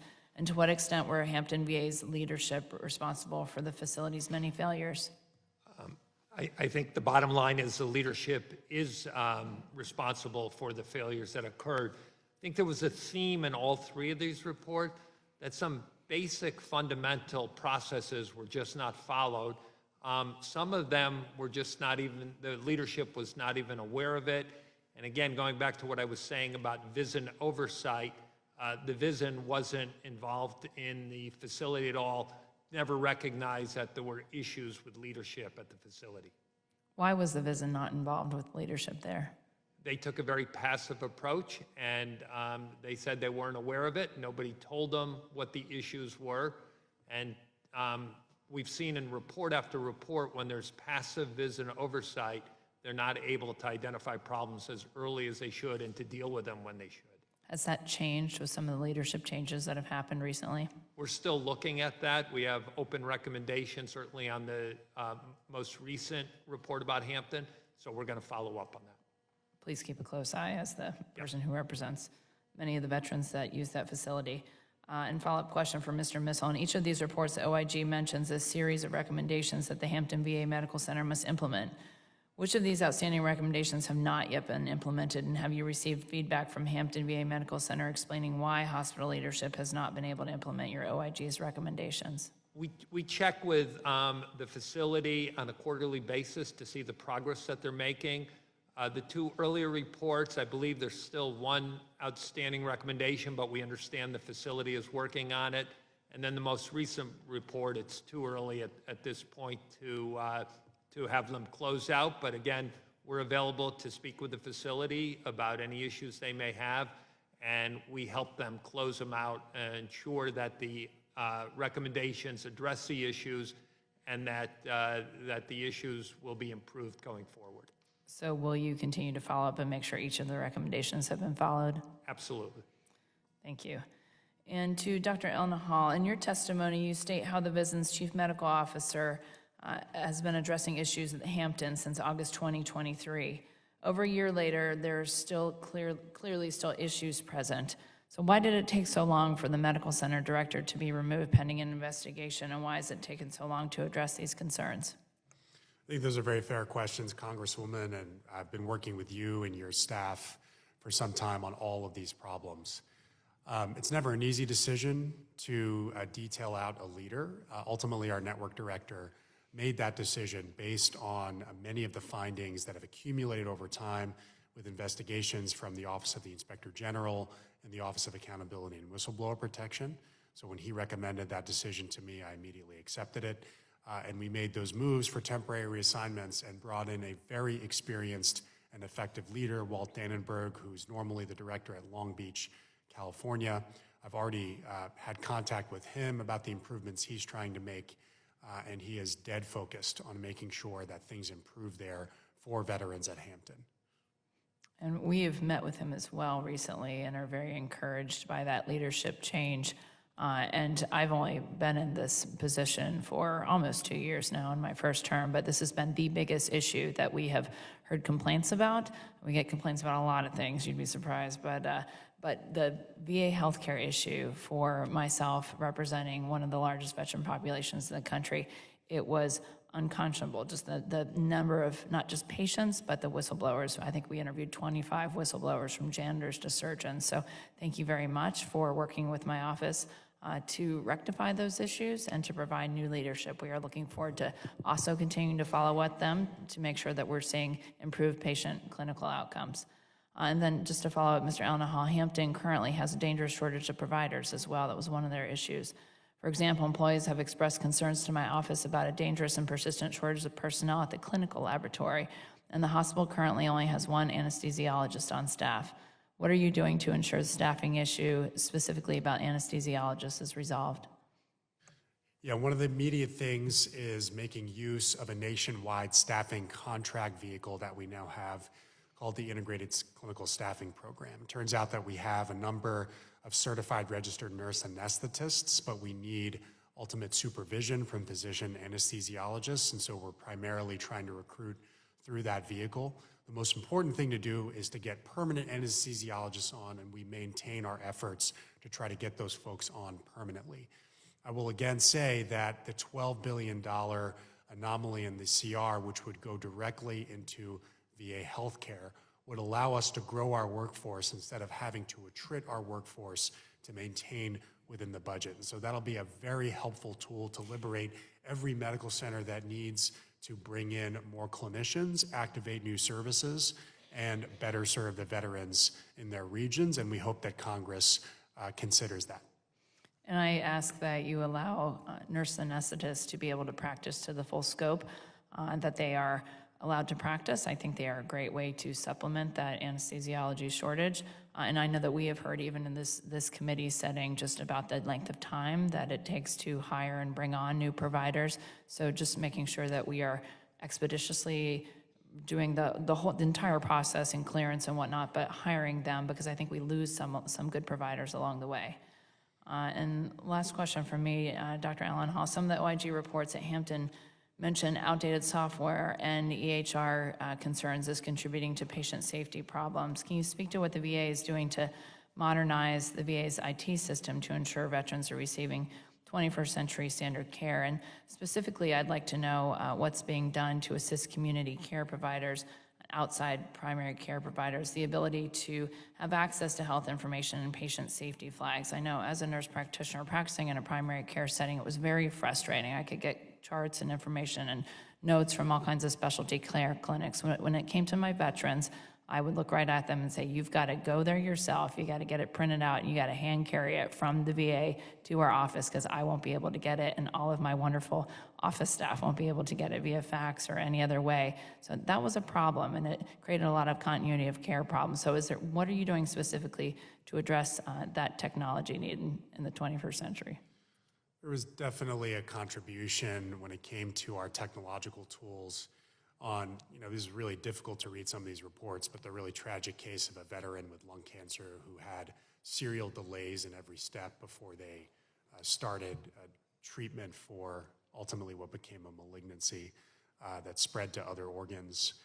And part of that was the tools needed for referral into the next step and making sure folks were in scheduling queues when they needed to be. I think the bigger contributor, though, was reliable follow-through on our processes and holding all staff accountable for following through on every veteran, but in particular, veterans with serious diagnoses like cancer. Of course, we're trying to improve our systems around scheduling, so we have a lot of work going in collaboration with OIT to make it easier to schedule veterans into every subsequent step in their care. One specific move we're making is to do what's called provider-based scheduling, which allows you to see all the options for any physician or clinician available in any number of their clinics that they work in across the VA. We hope to go live with that soon, and that'll significantly reduce the task flow burden for every single person trying to coordinate that veteran's care. That's just one of many examples of some of the tech tools that will help us. We're still primarily accountable, though, for follow-through for every veteran with the tools that we have. Thank you, and I look forward to continuing to work on the EHR integration throughout the VA as well. And then just one final question, just because this has been a topic that's come up multiple times, including in the media in my district, but that's with community care, specifically for chiropractic care. And what we have advocated on different levels, including meeting with the new executive director about that approval process. And for some reason, chiropractic care is always the one that's highlighted. But I believe, as a nurse practitioner, again, that we should be able to treat the veteran with the pain modality that they respond to the best. If it's chiropractic care, great. If it's physical therapy, if it's medicinal, whatever that pain modality is. But why can't we get that approval process done so that our veterans who respond best to chiropractic care can continue to get that chiropractic care? I don't want them to resort to other types of either we see overdose issues, we struggle with mental health issues. Let's get our veterans the proper treatment with the pain modality they respond to, and if it's chiropractic care, it should be that. So what is the VA doing to address that issue? So, Congresswoman, I'd say that this occurs most of the time when it comes to our employees trying to assist every veteran with the next best step in their care. We have to, though, make sure it happens every single time where we engage the veteran in care decisions. If a veteran tells us that chiropractic care is assisting with their pain and their function, we should do everything we can to honor that. Now, there may be sort of many dimensions of your question around how requests for service are approved to continue a community care episode, making that initial decision to refer a veteran to the community if we don't have chiropractic care. There's a lot of ways to tackle that, but we need to just be extremely veteran-centered on how we improve these processes, and that's my commitment to you. Thank you very much, and I agree. All right, and then Chair now yields, and I will yield to Mr. Obernolte for 5 minutes. Thank you very much, Madam Chair, and I'd like to thank Chairman Bost, Ranking Member Takano, and the other members of the Veterans Affairs Committee for allowing me to waive onto this hearing. It's very important to me because it highlights an issue that is critically important to my district. I represent a district with 5 military bases, over 40,000 veterans, and I also represent Loma Linda and the Veterans Affairs facility there. So what goes on at Loma Linda has a direct impact on all of the veterans that I represent and the quality of care that they receive. And as you all are aware, we've had some pretty troubling developments at VA Loma Linda, and I know everyone here on the panel is as committed as I am to trying to get to the bottom of those problems and fix them.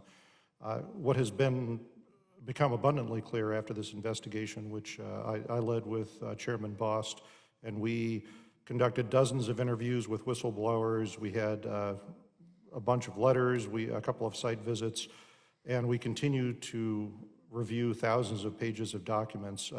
It seems very clear that a hostile work environment exists there. And thank goodness for the whistleblowers, because without them, we would not have visibility into the situation there. And when you have a hostile work environment, the concern is that people don't want to work there. And if people don't want to work there, you're not going to attract the best quality people. And if you can't attract the best quality people, then our veterans are not going to be receiving the quality of care that they should receive. And I know that we're all committed to fixing that problem. So, Dr. Elnahal, I'd like to start with you. Recently, the Office of Accountability and Whistleblower Protection conducted a climate review of VA Loma Linda, and I think it's fair to say the results were pretty damning.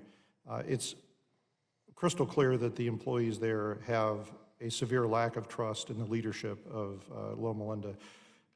Do you believe that this is an indication of poor leadership, or is it something else there at the facility, and what needs to be done to fix that? I read that climate review cover to cover, Congressman. Definitely some very concerning findings. What I think we need to do there is open every single avenue we can to have frontline voices heard when they consider a vulnerability or they report a vulnerability in the quality of care. We need to make sure employees are treated right by every supervisor. There's a very notable case of a supervisor who had a very toxic environment, ultimately went through the disciplinary chain and counseled that supervisor to improve.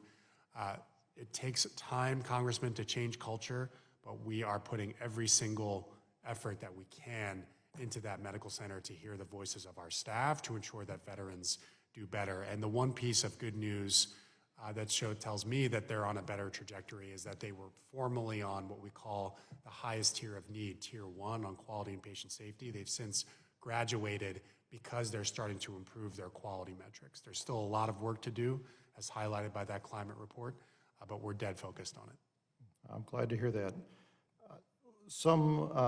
One of the most troubling aspects of that report to me was the fact that it highlighted that employees are still afraid to disclose wrongdoing because they fear retaliation. And with some of the allegations that were made, you know, their fears are justifiable. So what are you doing to reassure employees that they can come forward and report wrongdoing without being retaliated against? The most important thing as a leader you can do to earn trust is to show up and to listen, and to not be only interacting with employees when you have bad news or you want them to do something. When I was a CEO of a single hospital before this in Newark, I would spend most of my days, at least a portion of it, doing what's called rounding, showing up to the units, both clinical and non-clinical. I know the director there is doing that himself. He's asking all of the executive leadership team members to do that. And when you show up and you're supportive, that's when trust is built. It takes much more time to build trust than it takes to lose trust. And I know that things are in a better direction there, but there's still much more work to do. Let me ask you about another aspect that I've heard about from whistleblowers, and this is the frustration that nothing that they say ends up mattering. And the supervisorial employee that you highlighted earlier when we were discussing the situation is a good example. There was someone that was promoted despite these allegations. And then most recently, the director of the Loma Local Medical Center just received the highest possible performance rating. This is a big frustration to the whistleblowers that I've spoken with, because they feel like they bring these issues up, nothing is done, and the people that they are talking about end up getting promoted instead of disciplined. So what can you tell those whistleblowers that might restore some of that trust? Well, the most important thing that they should know is that we have to not only show up, but to follow through on what they're saying. And so, you know, I know what it's like as a physician to raise concerns to leadership about vulnerabilities in care, only to not see anything happen after that. Every single patient safety report that is flagged as a serious concern needs follow through. When you hold forums, you have to follow through on what you're hearing. That is part of accountability and leadership, and so I will definitely be reinforcing that with the VISN and medical center leadership. Wow, thank you very much. And I see my time's expired, but I want to thank everyone for their testimony today, and let's all work together to try and get this situation resolved. The most troubling aspect of that climate review was the revelation that this problem is an ongoing problem. It's not one that's been solved yet, and so we really need to take action and restore trust there to make sure our veterans are receiving the kind of care that we all want them to receive. So thank you very much, Madam Chair. I yield back. Ranking Member Takano, do you have any closing remarks?